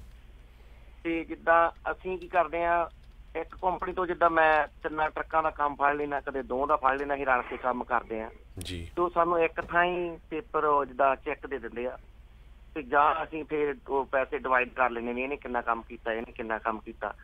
ਉਹਦੇ ਬਾਰੇ ਮੈਂ ਪੁੱਛਣਾ ਸੀ ਵੀ ਉਹਦੇ ਬਾਰੇ ਵੀ ਸਾਨੂੰ ਪ੍ਰੋਬਲਮ ਆਊਗੀ ਜਾਂ W2 ਬਾਰੇ, ਇਹਦੇ ਬਾਰੇ ਮੇਰਾ ਸਵਾਲ ਸੀ। ਮੈਂ ਇੱਕ ਵਾਰੀ ਫੇਰ ਦੱਸ ਦਿੰਦਾ ਜਿੱਦਾਂ ਮੈਂ ਸਮਝ ਗਿਆ ਭਾਜੀ। ਰਮਨਜੀਤ ਦਿੰਦੇ ਤੁਹਾਡਾ ਜਵਾਬ ਇਹਦਾ। ਨਹੀਂ, ਇੱਕ ਵਾਰੀ ਕਲੀਅਰ ਕਰ ਦਿਓ ਕਿ ਤੁਸੀਂ ਜਿਹੜੀ ਕੰਪਨੀ ਹੈਗੀ ਆ ਉਹ ਇੱਕੋ ਕੰਪਨੀ ਹੈਗੀ ਆ ਜਾਂ ਤੁਹਾਡੀਆਂ ਸਾਰਿਆਂ ਦੀਆਂ ਅੱਡ-ਅੱਡ ਕੰਪਨੀਆਂ ਹੈਗੀਆਂ? ਸਾਰਿਆਂ ਦੀਆਂ ਅੱਡ-ਅੱਡ ਕੰਪਨੀਆਂ। ਹਾਂਜੀ, ਜੇ ਤੁਹਾਡੀਆਂ ਅੱਡ-ਅੱਡ ਕੰਪਨੀਆਂ ਹੈਗੀਆਂ ਤੇ ਡੈਫੀਨੇਟਲੀ ਤੁਹਾਨੂੰ ਅਲੱਗ-ਅਲੱਗ ਜਿਹੜਾ ਚੈੱਕ ਉਹ ਮਿਲਣਾ ਚਾਹੀਦਾ ਹੈ, ਕਿਉਂਕਿ ਇਕੱਠਾ ਜੇ ਚੈੱਕ ਮਿਲਦਾ ਆ ਤੇ ਉਹਦੇ ਵਿੱਚ ਪ੍ਰੋਬਲਮ ਹੈਗੀ ਆ। ਉਹ ਕਿਹਦੇ ਨਾਂ ਤੇ ਇਸ਼ੂ ਹੁੰਦਾ ਚੈੱਕ? ਉਹ ਜਿਹੜਾ ਜਿਹੜਾ ਇਕੱਠਾ ਚੈੱਕ ਦਿੰਦੇ ਉਹ ਇੱਕ ਕੰਪਨੀ ਦੇ ਨਾਂ ਤੇ ਇਸ਼ੂ ਹੁੰਦਾ ਜਾਂ ਮਤਲਬ ਕਿ ਉਹ ਪ੍ਰੋਬਲਮ ਆ ਇੱਕ ਕੰਪਨੀ ਦੇ ਨਾਂ ਤੇ ਦਿੰਦੇ ਆ, ਅਸੀਂ ਉਹ ਗਾਹ ਡਿਵਾਈਡ ਕਰ ਲੈਂਦੇ, ਜਿੱਦਾਂ ਮੇਰੇ ਸੈਰ ਕਿਸੇ ਕੰਪਨੀ ਨਾਲ ਕੀਤੇ ਆ, ਉਹਨਾਂ ਨੇ ਕਿਸੇ ਨਾਲ। ਹਾਂਜੀ, ਉਹ ਤੁਹਾਨੂੰ ਆਪਣੇ ਬੁੱਕ ਕੀਪਰ ਦੇ ਨਾਲ ਵੀ ਡਿਸਕਸ ਕਰਨਾ ਚਾਹੀਦਾ, ਉਹਨਾਂ ਨੂੰ ਦੱਸਣਾ ਚਾਹੀਦਾ ਔਰ ਪ੍ਰੋਪਰਲੀ ਜਿਹੜੀ ਕੰਪਨੀ ਹੈਗੀ ਉੱਤੋਂ ਜਿਹੜੇ ਚੈੱਕ ਹੈਗੇ ਆ ਉਹ ਪ੍ਰੋਪਰ ਸਾਰੀਆਂ ਕੰਪਨੀਆਂ ਦੇ ਨਾਂ ਤੇ ਚੈੱਕ ਆਉਣੇ ਚਾਹੀਦੇ ਆ। ਜੇ ਤੁਹਾਡਾ ਇੱਕ ਕੰਪਨੀ ਦੇ ਨਾਂ ਤੇ ਆਉਂਦਾ, ਦੇਖੋ ਨਾ ਇਸ਼ੂ ਇਹ ਆ ਕਿ ਉਹ ਕੱਲੀ ਕੰਪਨੀ ਦੇ ਨਾਂ ਤੇ ਸਾਰਾ ਟੈਕਸ ਜਿਹੜਾ ਉਹ ਦੇਣਾ ਪੈਣਾ ਤੇ ਤੁਸੀਂ ਟੈਕਸ ਮੁੜ ਕੇ ਕਿਹੜੇ ਹਿਸਾਬ ਦੇ ਨਾਲ ਸਾਰੇ ਜਣੇ ਵੰਡੋਗੇ ਵੀ ਕਿਹੜੇ ਹਿਸਾਬ ਨਾਲ ਕਿਹਨੇ ਕੀ ਕੀਤਾ, ਕਿਉਂਕਿ ਹਰ ਇੱਕ ਕੰਪਨੀ ਦੀ ਸਿਚੁਏਸ਼ਨ ਅੱਡ ਆ, ਤੁਹਾਡੇ ਖਰਚੇ ਅੱਡ ਆ, ਕਿਸੇ ਦੀ ਪੇਮੈਂਟ ਵੱਧ ਆ, ਕਿਸੇ ਦੀ ਘੱਟ ਆ, ਕਿਸੇ ਦੀ ਪੇਮੈਂਟ ਹੈ ਹੀ ਨਹੀਂ ਟਰੱਕ ਦੀ। ਸੋ ਉਹਨਾਂ ਨੇ ਤੁਸੀਂ ਟੈਕਸ ਫਾਈਲਿੰਗ ਦੇ ਵਿੱਚ ਇਹ ਬਹੁਤ ਵੱਡੀ ਕੰਪਲੀਕੇਸ਼ਨ ਤੁਹਾਡੀ ਹੈਗੀ ਹੈ ਜਿਹੜੀ ਟੈਕਸ ਫਾਈਲਿੰਗ ਦੇ ਵਿੱਚ ਹੋ ਸਕਦੀ ਹੈ। ਸੋ ਬੈਟਰ ਤੁਸੀਂ ਜਿਹੜੀ ਆ ਇਹਦੇ ਲਈ ਆਪਣੇ ਬੁੱਕ ਕੀਪਰ ਨਾਲ ਵੀ ਗੱਲ ਕਰੋ ਤੇ ਆਪਣੀ ਕੰਪਨੀ ਨੂੰ ਕਹੋ ਕਿ ਉਹ ਪ੍ਰੋਪਰ ਦੇਖੋ ਨਾ। ਹੁਣ ਹੋ ਸਕਦਾ ਉਹਨਾਂ ਨੇ ਇੱਕੋ ਕੰਪਨੀ ਨੂੰ ਕੰਟਰੈਕਟ 'ਚ ਰੱਖਿਆ ਹੋਵੇ, ਬਾਕੀ ਸਾਰੀਆਂ ਕੰਪਨੀਆਂ ਨਾਲ ਲਟਕਦੀਆਂ ਫਿਰਦੀਆਂ। ਸੋ ਮੈਨੂੰ ਲੱਗਦਾ ਏਦਾਂ ਹੀ ਆ ਰਮਨ ਜੀ ਵੀ ਇੱਕੋ ਕੰਪਨੀ ਨੂੰ ਕੰਟਰੈਕਟ ਚੱਕਿਆ, ਬਾਕੀ ਨਾਲ ਉਹ ਨਹੀਂ ਪਾਏ ਹੋ ਆ, ਪਰ ਮੈਨੂੰ ਨਹੀਂ ਲੱਗਦਾ ਲੀਗਲ ਜਿੱਦਾਂ ਔਨ ਕਾਲ ਜਿੱਦਾਂ ਉਹਨਾਂ ਨੂੰ ਬੁਲਾ ਲੈਂਦੇ ਆ। ਜੀ ਜੀ ਨਹੀਂ, ਇਹ ਗਲਤ ਹੈਗਾ ਜੀ। ਇਹ ਤੁਸੀਂ ਚੇਂਜ ਕਰਨਾ ਚਾਹੀਦਾ। ਹਰ ਇੱਕ ਕੰਪਨੀ ਦੇ ਨਾਂ ਤੇ ਅਲੱਗ ਚੈੱਕ ਬਣਨਾ ਚਾਹੀਦਾ। ਜਿਹੜੇ ਤੁਸੀਂ ਕੰਮ ਕਰਦੇ ਤੁਹਾਡਾ ਆਪਣਾ ਕੰਟਰੈਕਟ ਹੋਣਾ ਚਾਹੀਦਾ। ਜੀ ਥੈਂਕ ਯੂ ਜੀ। ਥੈਂਕ ਯੂ ਜੀ। ਧੰਨਵਾਦ ਜੀ। ਜੀ ਅਗਲੇ ਕਾਲਰ ਨੇ ਅਮਰੀਕ ਜੀ। ਸਤਿ ਸ਼੍ਰੀ ਅਕਾਲ ਜੀ। ਸਤਿ ਸ਼੍ਰੀ ਅਕਾਲ ਜੀ। ਸਤਿ ਸ਼੍ਰੀ ਅਕਾਲ ਜੀ। ਭਾਜੀ ਮੈਂ ਇੱਕ ਚੀਜ਼ ਫੈਕਟ ਸ਼ੇਅਰ ਕਰਨਾ ਚਾਹੂੰਗਾ। ਹੁਣ ਕਈ ਕਾਲਾਂ ਆਈਆਂ ਕੰਪਨੀਜ਼ ਬਾਰੇ ਜਾਂ ਡਰਾਈਵਰਸ ਬਾਰੇ, ਜਿਹੜੀ ਆਪਣੀ ਕਮਿਊਨਿਟੀ ਦੇ ਡਰਾਈਵਰਸ ਦੀ ਜਿਹੜੀ ਹਾਇਰਿੰਗ ਵਾਲੀ ਸਿਚੁਏਸ਼ਨ ਆ ਉਹਦੇ ਵਿੱਚ ਇਹ ਹੈਗਾ, ਜ਼ਿਆਦਾਤਰ ਮੇਰੇ ਐਕਸਪੀਰੀਅੰਸ ਦੇ ਹਿਸਾਬ ਨਾਲ ਜਿਹੜਾ ਡਰਾਈਵਰ ਹਾਇਰਿੰਗ ਤੁਸੀਂ ਕਰਦੇ ਹੋ, ਪਹਿਲਾਂ ਆਉਂਦੇ ਹੈਗੇ ਆ, ਉਹਦੇ ਬਾਅਦ ਚ ਉਹਨਾਂ ਦਾ ਕਹਿਣਾ ਹੁੰਦਾ ਭਾਜੀ ਕੈਸ਼ ਹੋ ਜਾਊਗਾ, ਤੁਸੀਂ ਮਨਾ ਕੀਤਾ ਭਾਜੀ ਦੇਖ ਲਓ 1099 ਹੋ ਜਾਊਗਾ ਤੇ ਉਹਦੇ ਨਹੀਂ ਜੀ W2 ਹੀ ਹੋਣਾ। ਅੱਛਾ ਭਾਜੀ ਦੇਖ ਲਓ W2 ਚ ਤੁਸੀਂ ਕਿੰਨਾ ਐਡਜਸਟ ਕਰ ਸਕਦੇ ਜੀ। ਇਹੋ ਜਿਹੀ ਐਟੀਟਿਊਡ ਤੇ ਇਹੋ ਜਿਹਾ ਅਪਰੋਚ ਹੈਗਾ ਤੇ ਉਹਦੇ ਬਾਅਦ ਚ ਫਿਰ ਕੰਪਨੀਜ਼ ਨੂੰ ਬਲੇਮ ਕਰਨਾ ਸਹੀ ਨਹੀਂ ਹੁੰਦਾ। ਤੇ ਜਿਹੜੀ ਕੰਪਨੀਜ਼ ਹੈਗੀਆਂ ਉਹਨਾਂ ਦੀ ਸਿਚੁਏਸ਼ਨ ਏਦਾਂ ਹੈ, ਉਹਨਾਂ ਨੇ ਡਰਾਈਵਰ ਵੀ ਰੱਖਣੇ ਆ, ਉਹਨਾਂ ਨੇ ਲਾਅ ਵੀ ਫੋਲੋ ਕਰਨਾ ਜੀ। ਉਹਨਾਂ ਨੂੰ ਦੋਨੋਂ ਪਾਸੇ ਜਿੰਨਾ ਕਾਰਪੋਰੇਟ ਹੋਵੇ ਉਹ ਦੋਨੋਂ ਪਾਸੇ ਕਰਨ ਦੀ ਕੋਸ਼ਿਸ਼ ਕਰਦੇ ਆ। ਹਾਂ, ਇੱਕ ਇਹਦੇ ਵਿੱਚ ਹੋਰ ਕੰਪਨੀ ਦੇ ਹਿਸਾਬ ਨਾਲ ਜੇ ਦੇਖਿਆ ਜਾਵੇ, ਕੰਪਨੀਆਂ ਦਾ ਇਹ ਬਹੁਤ ਵਧੀਆ ਸਿਚੁਏਸ਼ਨ ਆ ਕਿ ਚਾਹੇ ELD ਆ ਚਾਹੇ W2 ਵਾਲੀ ਸਿਚੁਏਸ਼ਨ ਆ, ਉਹ 100% ਇੰਪਲੀਮੈਂਟ ਹੋਵੇ ਤਾਂ ਕਿ ਕੰਪਨੀ ਨੂੰ ਕੋਈ ਸਰਦਰਦੀ ਲੈਣ ਦੀ ਲੋੜ ਹੀ ਨਾ ਪਵੇ। ਜਿਹੜੀ ਆ ਮਿਡਲ ਵਾਲੀ ਸਿਚੁਏਸ਼ਨ ਆ ਕਿ ਅਬੋਰਡ ਆ ਗਿਆ, ਪਾਰਟਲੀ ਕੋਈ ਫੋਲੋ ਕਰ ਰਿਹਾ ਕੋਈ ਨਹੀਂ ਫੋਲੋ ਕਰ ਰਿਹਾ, ਆ ਜਿਹੜੀ ਏਦਾਂ ਦੀ ਸਿਚੁਏਸ਼ਨ ਆ, ਦਿਸ ਇਜ਼ ਵਰਸ ਜੀ। ਇਹੀ ਚੀਜ਼ ARB ਜਿਹੜਾ ਆਪਣਾ ਪੋਲਿਊਸ਼ਨ ਦਾ ਮਾਮਲਾ ਸੀ, ਉਹਦੇ ਵਿੱਚ ਵੀ ਇਹੀ ਹੋਇਆ ਕਿ ਜਿਨ੍ਹਾਂ ਨੇ 100% ਲਾਅ ਨੂੰ ਫੋਲੋ ਕਰਨ ਦੀ ਕੋਸ਼ਿਸ਼ ਕੀਤੀ ਆ, ਟਰੱਕ ਚੇਂਜ ਕੀਤੇ, ਉਹ ਅਲਟੀਮੇਟਲੀ ਐਟ ਲਾਸ ਰਹੇ। ਜਿਹੜੇ ਅੱਜ ਤੱਕ ਰਨ ਕਰ ਰਹੇ, there is no problem because implementation ਨਹੀਂ ਹੋ ਰਹੀ ਲਾਅ ਦੀ। ਜਿਹੜਾ ਲਾਅ ਹੈਗਾ it should be implemented 100%। Limbo ਕੋਈ ਗੁੰਜਾਇਸ਼ ਨਹੀਂ ਹੋਣੀ ਚਾਹੀਦੀ। ਲਿੰਬੋ ਮਾਰਦਾ ਜੀ, ਲਿੰਬੋ ਮਾਰਦਾ ਹੈ। ਇਹੀ ਜਿਹੜੀ ਉਹ ਗ੍ਰੇ ਏਰੀਆ ਜਿਹੜਾ ਲਾਅ ਦਾ ਨਾ, ਉਹ ਡੈਫੀਨਿਟਲੀ ਜਿਹੜਾ ਹਰਟ ਕਰਦਾ ਸਭ ਨੂੰ ਜੀ। ਇਹ ਵੀ ਗੱਲ ਮੈਂ ਇਹਨਾਂ ਭਾਈ ਸਾਹਿਬਾਂ ਨੂੰ ਇਹੋ ਗੱਲ ਕਹਿਣਾ ਚਾਹੁੰਦਾ ਕਿ ਦੇਖੋ ਮੈਂ ਬਹੁਤ ਅਗੇਨ ਕੰਪਨੀਜ਼ ਦੇ ਨਾਲ ਜਿਨ੍ਹਾਂ ਨਾਲ ਗੱਲਬਾਤ ਕਰੀ ਦੀ ਆ, ਔਰ ਇਸ ਵੇਲੇ ਮੈਜੋਰਟੀ ਕੰਪਨੀਆਂ ਦੀ ਸਿਚੁਏਸ਼ਨ ਇਹ ਹੈਗੀ ਆ ਕਿ ਉਹ ਹੱਥ ਜੋੜ ਕੇ ਕਹਿੰਦੇ ਵੀ ਬਾਈ ਇੱਥੋਂ ਤਾਂ ELD ਪੱਕੀ ਉਹ ਲੱਗ ਜਾਂਦੀ। ਜਿਹੜਾ ਹੁਣ ਹਾਲਾਤ ਆ ਵੀ ਨਾ ਅਸੀਂ ਉਸ ਪਾ ਰਹੇ ਨਾ ਅਸੀਂ ਉਸ ਪਾ ਰਹੇ, ਡਰਾਈਵਰ ਜਿਹੜਾ ਆ ਇੰਨੇ ਵੀ ਇਸ਼ੂ ਮੈਂ ਜਿਹੜੇ ਕੰਪਨੀਆਂ ਕੋਲੋਂ ਸੁਣੇ ਆ ਕਿ ਸਾਡੇ ਡਰਾਈਵਰ ਨੂੰ ਜੇ ਅਸੀਂ ਥੋੜਾ ਜਿਹਾ ਉਹਨੂੰ ਕਹਿੰਦੇ ਵੀ ਭਾਈ ਨਹੀਂ ਫੋਲੋ ਕਰ, ਇਹ ਕਰ, ਉਹ ਕਰ, ਤੇ ਉਹ ਪਲੱਗ ਕੱਢ ਕੇ ਹੀ ਵਾਪਸ ਆ ਜਾਂਦਾ ਆ। ਸੋ ਹੁਣ ਉੱਥੇ ਡਰਾਈਵਰ ਤਾਂ ਪਲੱਗ ਕੱਢ ਕੇ ਵਾਪਸ ਆ ਗਿਆ, ਹੁਣ ਕੰਪਨੀ ਕਿੱਥੇ ਜਾਊਗੀ, ਕਿੱਥੇ ਕੀ ਕਰੂਗੀ? ਕੰਪਨੀ ਨੂੰ ਤੇ ਕੰਪਲਾਇੰਸ ਕਰਨੀ ਹੈ, ਕੰਪਨੀ ਦੀ ਪ੍ਰੋਬਲਮ ਖੜੀ ਹੋ ਗਈ, ਇਸ਼ੂ ਖੜੇ ਹੋ ਗਏ। ਸੋ ਇਹ ਜਿਹੜੀ ਚੀਜ਼ਾਂ ਆ ਥੋੜੀ ਜਿਹੀ ਸਾਨੂੰ ਆਪਣੇ ਡਰਾਈਵਰਸ ਨੂੰ ਵੀ ਐਜੂਕੇਟ ਕਰਨ ਦੀ ਲੋੜ ਹੈ ਕਿ ਜਿਹੜਾ W9 1099 ਦਾ ਫਰਕ ਕੀ ਆ ਤੇ W2 ਦੇ ਫਾਇਦੇ ਕਿੰਨੇ ਆ। ਬਹੁਤ ਜ਼ਿਆਦਾ ਫਾਇਦੇ ਆ ਜੇ ਤੁਸੀਂ W2 ਦੇ ਉੱਤੇ ਜਾਂਦੇ ਆ। ਮੇਰੇ ਖਿਆਲ ਐਜੂਕੇਸ਼ਨ ਦੀ ਅਵੇਅਰਨੈਸ ਦੀ ਲੋੜ ਹੈਗੀ ਆ ਹਰ ਇੱਕ ਨੂੰ, ਔਰ ਇਹ ਖਾਸ ਕਰਕੇ ਮੈਂ ਇਸ ਵੇਲੇ ਜਿਹੜੀਆਂ ਫੈਮਲੀਜ਼ ਘਰ ਇਸ ਵੇਲੇ ਰੇਡੀਓ ਸੁਣ ਰਹੀਆਂ ਆ ਉਹਨਾਂ ਨੂੰ ਇਹ ਇੱਕ ਚੀਜ਼ ਦੀ ਅਪਰੋਚ ਕਰਨੀ ਚਾਹੂੰਗਾ ਕਿ ਜਿਹੜੇ ਕਈ ਵਾਰੀ ਆਪਾਂ ਕਹਿੰਦੇ ਸਾਡਾ ਬੰਦਾ ਟਰੱਕ ਚਲਾਉਂਦਾ, ਇੰਨਾ ਕੰਮ ਕਰਦਾ, ਇਹ ਕਰਦਾ, ਉਹ ਕਰਦਾ, ਇੰਨੇ ਪੈਸੇ ਕਮਾਉਂਦਾ, ਪਰ ਸਾਡਾ ਲੋਨ ਘਰ ਦਾ ਨਹੀਂ ਹੋਇਆ ਜੀ। ਸੋ ਲੋਨ ਕਿਉਂ ਨਹੀਂ ਹੁੰਦਾ? ਕਿਉਂਕਿ ਤੁਹਾਡੇ ਜਿਹੜੇ ਆ W2 ਦੇ ਵਿੱਚ ਪੈਸੇ ਗਿਣੇ ਨਹੀਂ ਜਾ ਰਹੇ। 1099 ਦੇ ਪੈਸੇ ਜਿਹੜੇ ਆ ਉਹ ਕਿਸੇ ਗਿਣਤੀ ਦੇ ਵਿੱਚ ਆਉਂਦੇ ਨਹੀਂ। ਜਦੋਂ ਆਪਾਂ ਈਅਰ ਐਂਡ ਤੇ ਟੈਕਸ ਭਰਦੇ ਆ, ਆਪਾਂ ਥੋੜਾ ਟੈਕਸ ਭਰਦੇ ਆ।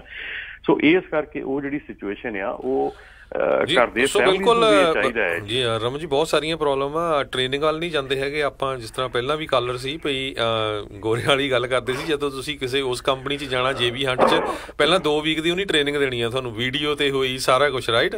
ਸੋ ਆਪਾਂ ਕਹਿੰਦੇ ਆ ਵੀ ਨਹੀਂ ਸਾਨੂੰ ਤਾਂ ਇੱਕ ਲੋਡ ਵੀ ਟ੍ਰੇਨਿੰਗ ਨਹੀਂ ਹੋਣਾ, ਸਾਨੂੰ ਤਾਂ ਪੈਂਦੇ ਸੱਟੇ ਸਿੱਧਾ ਭੇਜ ਦਿਓ, ਰਾਈਟ ਜੀ। ਸੋ ਦੋਨੋਂ ਪਾਸੇ ਆ, ਸਾਰੇ ਡਰਾਈਵਰ ਇਦਾਂ ਦੇ ਨੇ, ਸਾਰੀਆਂ ਕੰਪਨੀਆਂ ਇਦਾਂ ਦੀ ਨਹੀਂ ਆ।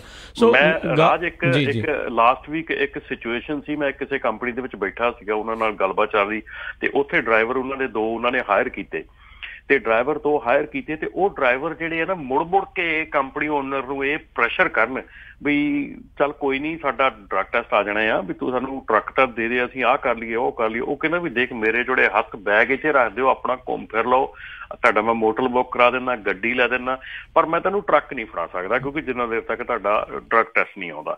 ਸੋ ਇਹ ਸਿਚੁਏਸ਼ਨ ਜਿਹੜੀ ਭਾਈ ਸਾਹਿਬ ਉਹਨਾਂ ਨੇ ਗੱਲ ਕੀਤੀ ਨਾ, ਪ੍ਰੈਸ਼ਰ ਕਰਦੇ ਆ, ਇਟ ਇਜ਼ ਟਰੂ, ਪ੍ਰੈਸ਼ਰ ਕਰਦੇ ਦੋਨੋਂ ਪਾਸਿਓਂ ਹੀ ਆ। ਕਦੀ ਜਿਹੜਾ ਕੰਪਨੀ ਵਾਲੇ ਡਰਾਈਵਰ ਨੂੰ ਪੁਸ਼ ਕਰਦੇ ਆ ਤੇ ਕਈ ਵਾਲੇ ਡਰਾਈਵਰ ਆ ਦੂਜੇ ਪਾਸੇ ਨੂੰ। ਸੋ ਆਈ ਥਿੰਕ ਇਹ ਉਦੋਂ ਸਿਚੁਏਸ਼ਨ ਪੂਰੀ ਹੋਊਗੀ ਜਿੱਦਾਂ ਕਹਿ ਕੇ ਗਏ ਨੇ ਸਾਰੇ ਜਾਣੇ ਕਹਿੰਦੇ ਆ ਵੀ ਜਦੋਂ ਕਾਨੂੰਨ ਪੂਰੀ ਤਰ੍ਹਾਂ 100% ਜਿਹੜਾ ਪੂਰਾ ਫੁੱਟ ਜਿਹੜਾ ਡਾਊਨ ਕੀਤਾ ਹੋਊਗਾ ਉਹਨਾਂ ਨੇ। ਮਨਜੀਤ ਕੌਰ ਜੀ ਸਤਿ ਸ਼੍ਰੀ ਅਕਾਲ ਜੀ।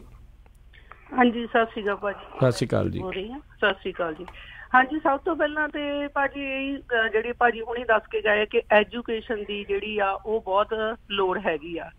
ਕਈ ਵਾਰੀ ਕੀ ਹੁੰਦਾ ਆ ਕਿ ਕਈ ਟਰੱਕ ਡਰਾਈਵਰ ਜਿਹੜੇ ਆ ਸਾਡੇ ਘਰ ਵੀ ਹੈਗੇ ਆ ਟਰੱਕ ਡਰਾਈਵਰ, ਤੇ ਉਹਨਾਂ ਦੇ ਕੀ ਹੁੰਦਾ ਆ ਜਦੋਂ ਟੈਕਸ ਜਿਹੜਾ ਆ ਉਹ ਪ੍ਰੋਪਰਲੀ ਨਹੀਂ ਭਰਦੇ ਜਾਂ ਆਡਿਟ ਹੋ ਜਾਂਦਾ ਆ ਤੇ ਉਹ ਬਾਅਦ ਵਿੱਚ ਪ੍ਰੋਬਲਮ ਆਉਂਦੀਆਂ। ਸੋ ਕਹਿਣ ਦਾ ਮਤਲਬ ਕਿ ਐਜੂਕੇਸ਼ਨ ਜਿਹੜੀ ਆ ਉਹ ਬਹੁਤ ਜ਼ਰੂਰੀ ਆ। ਆਪਾਂ ਕੋਈ ਵੀ ਕਿਸੇ ਵੀ ਢੰਗ ਦਾ W2 ਬਾਰੇ ਨੌਲੇਜ ਲੈਣੀ ਜਾਂ 1099 ਬਾਰੇ ਬਿਲਕੁਲ ਵੀ ਟਰਾਈ ਨਹੀਂ ਕਰਦੇ ਹੈਗੇ, ਆਪਾਂ ਨੂੰ ਬਹੁਤ ਹੀ ਜ਼ਰੂਰੀ ਆ। ਮੇਰੇ ਕੋਲ ਆਪਣਾ ਛੋਟਾ ਜਿਹਾ ਬਿਜ਼ਨਸ ਹੈਗਾ ਆ ਭਾਜੀ, ਆ ਜਿਹੜੇ ਆਪਣੇ ਹੁਣੇ ਭਾਜੀ ਦੱਸ ਕੇ ਗਏ ਸੀਗੇ ਕਿ ਆਪਣੇ ਅਮਰੀਕਨ ਤੇ ਇੰਡੀਅਨਸ ਦੇ ਵਿੱਚ ਇਹ ਹੁੰਦਾ ਹੈ ਕਿ ਇੰਡੀਅਨਸ ਦੇਖੋ ਆਪਾਂ ਇੱਕ ਦੂਜੇ ਦੀ ਫਿਰ ਵੀ ਕਿੰਨੀ ਟਰਾਈ ਕਰਦੇ ਆ ਹੈਲਪ ਕਰਨ ਦੀ। ਮੇਰੇ ਕੋਲ ਕਈ ਵਾਰੀ ਬਹੁਤ ਸਾਰੀਆਂ ਕੁੜੀਆਂ ਆਉਂਦੀਆਂ ਆ, ਸੋ ਮੈਂ ਉਹਨਾਂ ਨੂੰ ਰੋਜ਼ ਭਾਜੀ ਹੋ ਨਹੀਂ ਸਕਦਾ ਕਹਿ ਦਿੰਦੇ ਆ ਕਿ ਏਦਾਂ ਕਿਵੇਂ ਭੈਣ ਜੀ ਤੁਸੀਂ ਕਰ ਦਿੰਦੇ। ਮੈਂ ਰੋਜ਼ ਕਈ ਵਾਰੀ 2-2 3-3 ਕੁੜੀਆਂ ਨੂੰ ਰਾਈਡ ਦਿੰਦੀ ਆ, ਕੰਮ ਤੇ ਲੈ ਕੇ ਆਉਂਦੀ ਆ ਤੇ 3 ਮਹੀਨੇ ਮੈਂ ਉਹਨਾਂ ਨੂੰ ਟ੍ਰੇਨਿੰਗ ਦਿੰਦੀ ਆ ਜੋ ਵੀ ਮੇਰਾ ਬਿਜ਼ਨਸ ਹੈਗਾ ਆ। ਤੇ ਮੈਂ ਉਹਨਾਂ ਨੂੰ ਕਹਿੰਦੀ ਆ ਜੇ ਤੁਸੀਂ ਹੋਰ ਕਿਤੇ ਕੰਮ ਕਰਨਾ ਬਾਅਦ ਚ ਕਰ ਲਿਓ, ਪਰ ਆਪਾਂ ਉਹਨਾਂ ਨੂੰ ਪਹਿਲਾਂ ਪੇ ਵੀ ਇੰਨੀ ਕਰਾਂਗੇ। ਪਰ ਜੇ ਏਦਾਂ ਦੇ ਜਾ ਕੇ ਬਾਹਰ ਇਹ ਕਹਿਣ ਕਿ ਉਹਨਾਂ ਨੇ ਜੀ ਸਾਨੂੰ ਪੇ 3 ਮਹੀਨੇ ਇੰਨੀ ਘੱਟ ਕੀਤੀ ਆ ਜਾਂ ਏਦਾਂ ਕੀਤੀ, ਉਹਨਾਂ ਨੂੰ ਉਹ ਚੀਜ਼ਾਂ ਚੇਤੇ ਭੁੱਲ ਜਾਂਦੀਆਂ ਫਿਰ ਕੇ ਸਟਾਰਟਿੰਗ ਜਿਹੜੀ ਆ ਉਹ ਕਿੰਨੀ ਔਖੀ ਤੇ ਕਿਵੇਂ ਹੋਈ ਸੀਗੀ, ਹਨਾ। ਸੋ ਮੈਨੂੰ ਯਾਦ ਆ ਭਾਜੀ ਅੱਜ ਤੋਂ 20 ਸਾਲ ਪਹਿਲਾਂ ਮੇਰੇ ਕੋਲ ਡਰਾਈਵਿੰਗ ਸਕੂਲ ਸੀਗਾ ਤੇ ਮੈਂ ਕਈ ਵਾਰੀ ਬੀਬੀਆਂ ਨੂੰ 2-2 3-3 ਜਾਣੀਆਂ ਨੂੰ ਜੂਬਾ ਸਿਟੀ ਟੈਸਟ ਦਵਾਉਣ ਜਾਂਦੀ ਹੁੰਦੀ ਸੀ ਇੱਥੋਂ ਜੂਬਾ ਸਿਟੀ। ਤੁਸੀਂ ਦੱਸੋ ਉਦੋਂ ਸਾਨੂੰ $30 $40 ਸਾਡੀ ਗੈਸ ਦੇ ਪੈ ਜਾਂਦੇ ਹੋਣੇ ਆ, ਹਨਾ। ਮਤਲਬ ਟੋਟਲ ਗੈਸ ਦੇ ਨਹੀਂ, ਮੇਰਾ ਮਤਲਬ $20 ਗੈਸ ਦੇ ਹੋਣਗੇ। ਤੇ ਉਹ ਮਤਲਬ ਇਹ ਮੇਰਾ ਕਹਿਣ ਦਾ ਭਾਵ ਇਹ ਆ ਕਿ ਵੀ ਅੱਜ ਵੀ ਡਰਾਈਵਿੰਗ ਸਕੂਲ ਜਿਹੜੇ ਹੈਗੇ ਆਪਣੇ ਟਰੱਕ ਦੇ ਉਹ ਕਿੰਨੇ ਘੱਟ ਚਾਰਜ ਕਰਦੇ ਆ ਤੇ ਤੁਹਾਨੂੰ ਚੰਗੀ ਤਰ੍ਹਾਂ ਸਿਖਾਉਂਦੇ ਵੀ ਆ। ਚਲੋ ਆਪਾਂ ਪੰਜਾਬੀ ਜੇ ਸਿੱਖਣੀ ਹੁੰਦਾ ਟਰੱਕ ਤੇ ਆਪਾਂ ਗੋਰਿਆਂ ਦੇ ਕੋਲ ਜਾ ਕੇ ਕਿਵੇਂ ਸਿੱਖ ਲਵਾਂਗੇ। ਸੋ ਟਰਾਈ ਕਰੋ ਸਾਰੇ ਆਪਣੇ ਆਪ ਨੂੰ, ਇਹ ਨਾ ਕਦੇ ਵੀ ਕਿਹਾ ਕਰੋ ਕਿ ਇੰਡੀਅਨ ਮਾੜੇ ਆ। ਜਦੋਂ ਵੀ ਆਪਾਂ ਨੂੰ ਲੋੜ ਪੈਂਦੀ ਆਪਾਂ ਨੂੰ ਇੰਡੀਅਨ ਦੀ ਹੀ ਲੋੜ ਪੈਂਦੀ ਹੁੰਦੀ ਹੈ। ਥੈਂਕ ਯੂ ਭਾਜੀ। ਧੰਨਵਾਦ ਮਨਜੀਤ ਭੈਣ ਜੀ, ਬਿਲਕੁਲ ਸਹੀ ਕਿਹਾ ਤੁਸੀਂ। ਤੇ ਰਮਨ ਜੀ, ਆਪਾਂ ਸਾਡੇ ਨਾਲ ਸਰੋਤੇ ਵੀ ਆ, ਕੁਛ ਖਬਰਾਂ ਵੀ ਸਾਂਝੀਆਂ ਕਰਨੀਆਂ, ਸਾਡਾ ਸਮਾਂ ਵੀ ਸਮਾਪਤ ਹੋਣ ਵਾਲਾ। ਜਿਹੜੀ ਕੌਨਵਾਏ ਆ ਕੰਪਨੀ, ਉਹਨਾਂ ਨੇ $185 ਮਿਲੀਅਨ ਰੇਜ਼ ਕਰ ਲਿਆ ਹੈਗਾ ਹੁਣ, ਤੇ ਕਹਿੰਦੇ ਉਹਨਾਂ ਦੀ $1 ਬਿਲੀਅਨ ਦੇ ਕਰੀਬ ਵੈਲੂਏਸ਼ਨ ਹੋ ਜਾਣੀ ਆ। ਹਾਂਜੀ ਬਿਲਕੁਲ ਜੀ, ਇਹ ਕੰਪਨੀ ਜਿਹੜੀ ਆ ਡਿਜੀਟਲ ਫਰੇਟ ਦੇ ਵਿੱਚ ਆ ਚੁੱਕੀ ਆ, ਤੇ ਜਿਸ ਤਰ੍ਹਾਂ ਕਿ ਊਬਰ ਫਰੇਟ ਹੈਗਾ ਆ, ਹੋਰ ਵੀ ਕਈ ਕੰਪਨੀਆਂ ਜਿਹੜੀਆਂ ਡਿਜੀਟਲ ਫਰੇਟ 'ਚ ਆ ਰਹੀਆਂ। ਤੇ ਇਹ ਕੰਪਨੀ ਮੇਰੇ ਇਹਨਾਂ ਦੇ ਜਿਹੜੇ CEO ਆ ਉਹਨਾਂ ਨਾਲ ਮੁਲਾਕਾਤ ਹੋਈ ਸੀਗੀ ਡੈਲਸ ਦੇ ਵਿੱਚ, ਤੇ ਇਸ ਕੰਪਨੀ ਨੇ ਬੜੀ ਅਗਰੈਸਿਵਲੀ ਡਿਜੀਟਲ ਮਾਰਕੀਟਿੰਗ ਵੱਲ, ਜਿਹੜਾ ਡਿਜੀਟਲ ਫਰੇਟ ਬ੍ਰੋਕਰੇਜ ਆ ਉਹਦੇ ਵੱਲ ਵੱਧ ਰਹੀ ਆ। ਔਰ ਇਸ ਵੇਲੇ ਜਿਹੜਾ ਆਉਣ ਵਾਲਾ ਸਮਾਂ ਹੈਗਾ ਇਹ ਬਹੁਤ ਡਿਜੀਟਲ ਬ੍ਰੋਕਰੇਜ ਵੱਲ ਵੱਧ ਰਿਹਾ। ਜਿਹੜੇ ਟ੍ਰੈਡੀਸ਼ਨਲ ਬ੍ਰੋਕਰੇਜ ਹੈਗੀ ਆ, ਟ੍ਰੈਡੀਸ਼ਨਲ ਬ੍ਰੋਕਰ ਹੈਗੇ ਆ, ਉਹਨਾਂ ਦੇ ਲਈ ਕਾਫੀ ਇਹ ਖਤਰੇ ਦੀ ਘੰਟੀ ਹੈਗੀ ਆ। ਤੇ ਨਾਲ ਦੱਸਦੇ ਜਾਈਏ ਸਰੋਤਿਆਂ ਨੂੰ, ਜਿਹੜੀਆਂ USA ਦੀਆਂ ਟੌਪ ਦੀਆਂ ਜਿਹੜੀਆਂ ਕੰਪਨੀਆਂ, ਸੇਲਸਫੋਰਸ ਦਾ CEO ਮਾਰਕ ਵੈਨਿਫ, ਤੇ ਡਰੌਪਬਾਕਸ ਦਾ CEO ਡ੍ਰਿਊ ਹੂਸਟਨ, ਬੀਜ਼ੋਸ ਐਕਸਪੀਡੀਸ਼ਨਸ ਤੇ ਫਾਰਮਰ ਸਟਾਰਬਕ ਦਾ ਪ੍ਰੈਜ਼ੀਡੈਂਟ ਜਿਹੜਾ ਹਾਵਰਡ ਵੇਹਰ ਆ, ਇਹ ਚਾਰੇ ਜਿਹੜੇ ਟੌਪ ਦੇ ਜਿਹੜੇ ਬਿਲੀਅਨਰਸ ਆਪਾਂ ਕਹਿ ਸਕਦੇ ਜਿਨ੍ਹਾਂ ਨੇ ਮਨੀ ਇਹਦੇ ਵਿੱਚ ਇਨਵੈਸਟ ਕਰਤਾ ਆ। ਸੋ ਇਹ ਆਉਣ ਵਾਲੇ ਸਮੇਂ ਦੇ ਵਿੱਚ ਟਰੱਕਿੰਗ ਇੰਡਸਟਰੀ ਦੇ ਵਿੱਚ ਜਿਹੜਾ ਲੋਡਸ ਦਾ ਇਹ ਬਹੁਤ ਜ਼ਿਆਦਾ ਇਹਦੇ ਵਿੱਚ ਚੇਂਜਸ ਆਉਣੀਆਂ। ਇਹਦਾ ਮਤਲਬ ਕੰਪੀਟੀਸ਼ਨ ਜਿਹੜਾ ਊਬਰ ਨੂੰ ਇਹ ਆਪਣੇ ਵੱਲੋਂ ਪੂਰਾ ਜਿਹੜਾ ਦੇਖੋ, ਜਿਹੜੇ ਹੁਣ ਆਪਾਂ ਗੋਰਿਆਂ ਦੀ ਗੱਲ ਕਰਦੇ ਨਾ, ਉਹਨੇ ਟੋਟਲੀ ਰਮਨ ਜੀ ਸਰਵੇ ਕੀਤਾ, ਉਹ ਕਹਿੰਦੇ ਵੀ 40% ਆਫ ਦਾ ਟਾਈਮ ਟਰੱਕਰ ਜਿਹੜੇ ਆ ਟਰੱਕਸ ਉਹ ਖਾਲੀ ਘੁੰਮ ਰਹੇ ਆ ਹਾਈਵੇਜ਼ ਤੇ। 40%। ਸੋ ਉਹ ਉਹਨਾਂ ਦਾ ਇਹੀ ਆ ਵੀ ਕੋਈ ਵੀ ਟਰੱਕ ਕਿਤੇ ਵੀ ਖਾਲੀ ਨਾ ਜਾਵੇ, ਬਸ ਚਾਹੇ ਇੱਥੋਂ ਲੋਡ ਚੁਕਾ ਦਈਏ ਇੱਥੋਂ ਚੁਕਾ ਦਈਏ। ਰਾਈਟ, ਬਿਲਕੁਲ। ਤੇ ਇੱਥੇ ਥੋੜੀ ਜਿਹੀ ਮੈਂ ਹਰਜੋਤ ਭਾਜੀ ਤੇ ਰਾਜ, ਮੈਂ ਥੋੜਾ ਜਿਹਾ ਟਾਈਮ ਲੈਣਾ ਚਾਹੂੰਗਾ ਕਿ ਜਿਹੜਾ ਨਾਪਟਾ ਦੇ ਵਿੱਚ ਆਪਾਂ ਮਿਸ਼ਲਨ ਟਾਇਰਸ ਦਾ ਪ੍ਰੋਗਰਾਮ ਜਿਹੜਾ ਸ਼ੁਰੂ ਕੀਤਾ ਆ, ਉਹਦੇ ਵਿੱਚ ਸਾਡੇ ਜਿਹੜੇ ਯੂਜ਼ਰਸ ਹੈਗੇ ਆ, ਥੋੜੀ ਜਿਹੀ ਸਾਨੂੰ ਟਰਬਲ ਆ ਰਹੀ ਆ, ਤੇ ਉਹ ਮੈਂ ਸਾਰਿਆਂ ਨਾਲ ਇੱਕ ਥੋੜਾ ਜਿਹਾ ਡੀਟੇਲ 'ਚ ਥੋੜਾ ਜਿਹਾ ਸਾਂਝਾ ਕਰਨਾ ਚਾਹੂੰਗਾ ਕਿ ਜਿਹੜਾ ਮਿਸ਼ਲਨ ਦਾ ਪ੍ਰੋਗਰਾਮ ਹੈਗਾ ਆ, ਜੇ ਤੁਸੀਂ ਪਹਿਲੀ ਗੱਲ ਆ ਕਿ ਤੁਹਾਨੂੰ ਨਾਪਟਾ ਦਾ ਮੈਂਬਰ ਹੋਣਾ ਜ਼ਰੂਰੀ ਆ ਮਿਸ਼ਲਨ ਦੇ ਪ੍ਰੋਗਰਾਮ ਦੇ ਵਿੱਚ ਜਾਣ ਲਈ। ਦੂਸਰੀ ਗੱਲ ਆ, ਜਿਹੜਾ ਮਿਸ਼ਲਨ ਜਦੋਂ ਤੁਸੀਂ ਨਾਪਟਾ ਦੇ ਮੈਂਬਰ ਬਣਦੇ ਆ, ਅਸੀਂ ਰਾਈਟ ਵੇ ਤੁਹਾਡਾ ਅਕਾਊਂਟ ਜਿਹੜਾ ਆ ਉਹ ਮਿਸ਼ਲਨ ਨੂੰ ਭੇਜੀਦਾ, ਤੇ ਇਹ 2 ਹਫ਼ਤੇ ਲੱਗਦੇ ਆ ਮਿਸ਼ਲਨ ਦਾ ਅਕਾਊਂਟ ਸੈਟਅਪ ਹੋਣ ਨੂੰ। ਸੋ ਮੈਂ ਪਿਛਲੇ ਵੀਕ ਜਿਹੜਾ ਉੱਥੇ ਸਾਊਥ ਕੈਰੋਲਾਈਨਾ ਗਿਆ ਵੀ ਸੀ, ਉੱਥੇ ਉਹਨਾਂ ਨਾਲ ਗੱਲ ਵੀ ਕੀਤੀ ਸੀ। ਹੋਪਫੁਲੀ ਅਸੀਂ ਟਰਾਈ ਕਰ ਰਹੇ ਹਾਂ ਕਿ ਅਸੀਂ ਇਸ ਪ੍ਰੋਸੈਸ ਨੂੰ 2 ਹਫ਼ਤੇ ਨੂੰ ਜਲਦੀ ਜਿਹੜਾ ਥੋੜਾ ਘਟਾਈਏ। ਤੇ ਜਦੋਂ ਤੁਹਾਡਾ 2 ਹਫ਼ਤੇ ਬਾਅਦ ਤੁਹਾਡਾ ਅਕਾਊਂਟ ਸੈਟਅਪ ਹੋ ਕੇ ਆਉਂਦਾ ਆ, ਤੁਹਾਡਾ ਸ਼ਿਪ ਟੂ ਨੰਬਰ ਆਉਂਦਾ ਆ, ਬਿਲ ਟੂ ਨੰਬਰ ਆਉਂਦਾ ਆ, ਤੇ ਉਸ ਈਮੇਲ ਦੇ ਵਿੱਚ ਅਸੀਂ ਸਾਰੀਆਂ ਇੰਸਟਰਕਸ਼ਨਸ ਭੇਜੀ ਦੀਆਂ ਕਿ ਤੁਸੀਂ ਮਿਸ਼ਲਨ B2B.com ਦੇ ਉੱਤੇ ਜਾ ਕੇ ਕਿਵੇਂ ਆਪਣਾ ਅਕਾਊਂਟ ਸੈਟਅਪ ਕਰਨਾ। ਜੇ ਉਸ ਤੋਂ ਬਾਅਦ ਅਕਾਊਂਟ ਸੈਟਅਪ ਕਰਨ ਤੋਂ ਬਾਅਦ ਤੁਸੀਂ ਉਹਦੇ ਵਿੱਚ ਕ੍ਰੈਡਿਟ ਕਾਰਡ ਜਿਹੜਾ ਆ ਆਪਣਾ ਸਬਮਿਟ ਕਰਨਾ ਹੈ, ਕ੍ਰੈਡਿਟ ਕਾਰਡ ਵਿੱਚ ਭਰਨਾ ਹੈ। ਸੋ ਇਹ ਸਾਰਾ ਕਰਨ ਤੋਂ ਬਾਅਦ ਜਿੰਨੀ ਦੇਰ ਤੱਕ ਤੁਸੀਂ ਕ੍ਰੈਡਿਟ ਕਾਰਡ ਨਹੀਂ ਵਿੱਚ ਭਰਦੇ, ਨਹੀਂ ਸਬਮਿਟ ਕਰਦੇ, ਉਨੀ ਦੇਰ ਤੱਕ ਤੁਹਾਡਾ ਅਕਾਊਂਟ ਰੈਡੀ ਨਹੀਂ ਹੁੰਦਾ। ਸੋ ਸਾਨੂੰ ਬਹੁਤ ਇਹ ਸਿਚੁਏਸ਼ਨ ਆ ਰਹੀ ਹੈ ਜਿਹਦੇ ਵਿੱਚ ਕਿ ਸਾਨੂੰ ਕਾਲਸ ਆਉਂਦੀਆਂ ਕਿ ਭਾਜੀ ਮੇਰਾ ਟਰੱਕ ਫਲਾਨੀ ਜਗ੍ਹਾ ਤੇ ਖੜਾ ਆ ਤੇ ਮੈਂ ਟਾਇਰ ਲੈਣੇ, ਤੁਸੀਂ ਰੇਡੀਓ ਤੇ ਦੱਸਿਆ ਸੀਗਾ ਵੀ ਟਾਇਰ ਮਿਲਦੇ ਆ, ਤੇ ਮੈਨੂੰ ਦੱਸੋ ਕਿੱਦਾਂ ਕਰਨੀ ਹੈ। ਤੇ ਉਹਨਾਂ ਨੂੰ ਜਦੋਂ ਅਸੀਂ ਪਹਿਲਾਂ ਪੁੱਛੀਦਾ ਵੀ ਭਾਜੀ ਤੁਹਾਡਾ ਤੁਸੀਂ ਨਾਪਟਾ ਦੇ ਮੈਂਬਰ ਹੈਗੇ ਆ, ਤੇ ਕੁਛ ਤਾਂ ਕਹਿੰਦੇ ਆ ਵੀ ਨਹੀਂ, ਤੇ ਕੁਛ ਕਹਿੰਦੇ ਵੀ ਜੀ ਹਾਂਜੀ ਮੈਂ ਕੱਲ ਬਣਿਆ ਸੀਗਾ। ਸੋ ਇਹ ਜਿਹੜੀ ਚੀਜ਼ ਆ, ਪਲੀਜ਼ ਇਸ ਪ੍ਰੋਗਰਾਮ ਨੂੰ ਥੋੜਾ ਜਿਹਾ ਟਾਈਮ ਦਿਓ। ਤੁਸੀਂ ਆਪਣੇ ਜੇ ਨਾਪਟਾ ਦੇ ਮੈਂਬਰ ਨਹੀਂ ਬਣੇ ਹੈਗੇ, ਨਾਪਟਾ ਦੇ ਮੈਂਬਰ ਬਣੋ।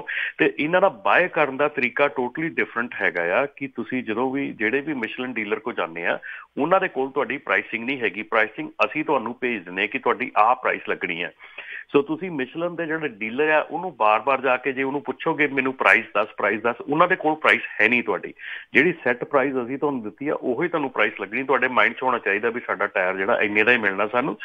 ਤੇ ਬਾਕੀ ਜਿਹੜੀਆਂ ਦੂਜੀਆਂ ਸਰਵਿਸਿਜ਼ ਆ ਉੱਥੇ, ਜਿਹੜੀਆਂ ਤੁਸੀਂ ਮਾਊਂਟਿੰਗ ਕਰਨੀ ਆ, ਡੀਮਾਊਂਟਿੰਗ ਕਰਨੀ ਆ, ਹੋਰ ਸਾਰਾ ਕੁਛ ਆ, ਉਹਦੇ ਉੱਤੇ ਕੋਈ ਡਿਸਕਾਊਂਟ ਨਹੀਂ ਹੈਗਾ। ਉਹ ਤੁਸੀਂ ਪਰਸਨਲ ਉਸ ਲੋਕੇਸ਼ਨ ਦੇ ਨਾਲ ਗੱਲ ਕਰਕੇ ਆਪਣੀ ਸਰਵਿਸਿਜ਼ ਲੈਣੀਆਂ ਹੈਗੀਆਂ, ਤੇ ਉਹਦੇ ਜਿਹੜੇ ਰੇਟਸ ਹੈਗੇ ਉਹ ਪਹਿਲਾਂ ਪੁੱਛਣੇ ਹੈਗੇ ਆ।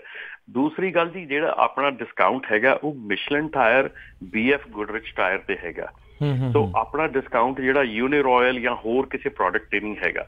ਤੇ ਦੂਸਰੀ ਇੱਕ ਜਿਹੜੀ ਹੋਰ ਇੰਪੋਰਟੈਂਟ ਗੱਲ ਹੈਗੀ ਆ ਕਿ ਜਿਹੜਾ ਟਾਇਰ ਡਿਸਕਾਊਂਟ ਹੈਗਾ ਉਹਦੇ ਨਾਲ tyre plus FET plus tax ਉਹ ਪਲੱਸ ਹੁੰਦਾ ਹਮੇਸ਼ਾ।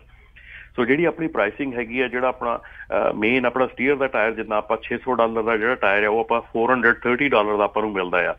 $430 ਪਲੱਸ FET ਪਲੱਸ ਟੈਕਸ ਉਹ ਨਾਲ ਜੋੜਨਾ ਪੈਣਾ।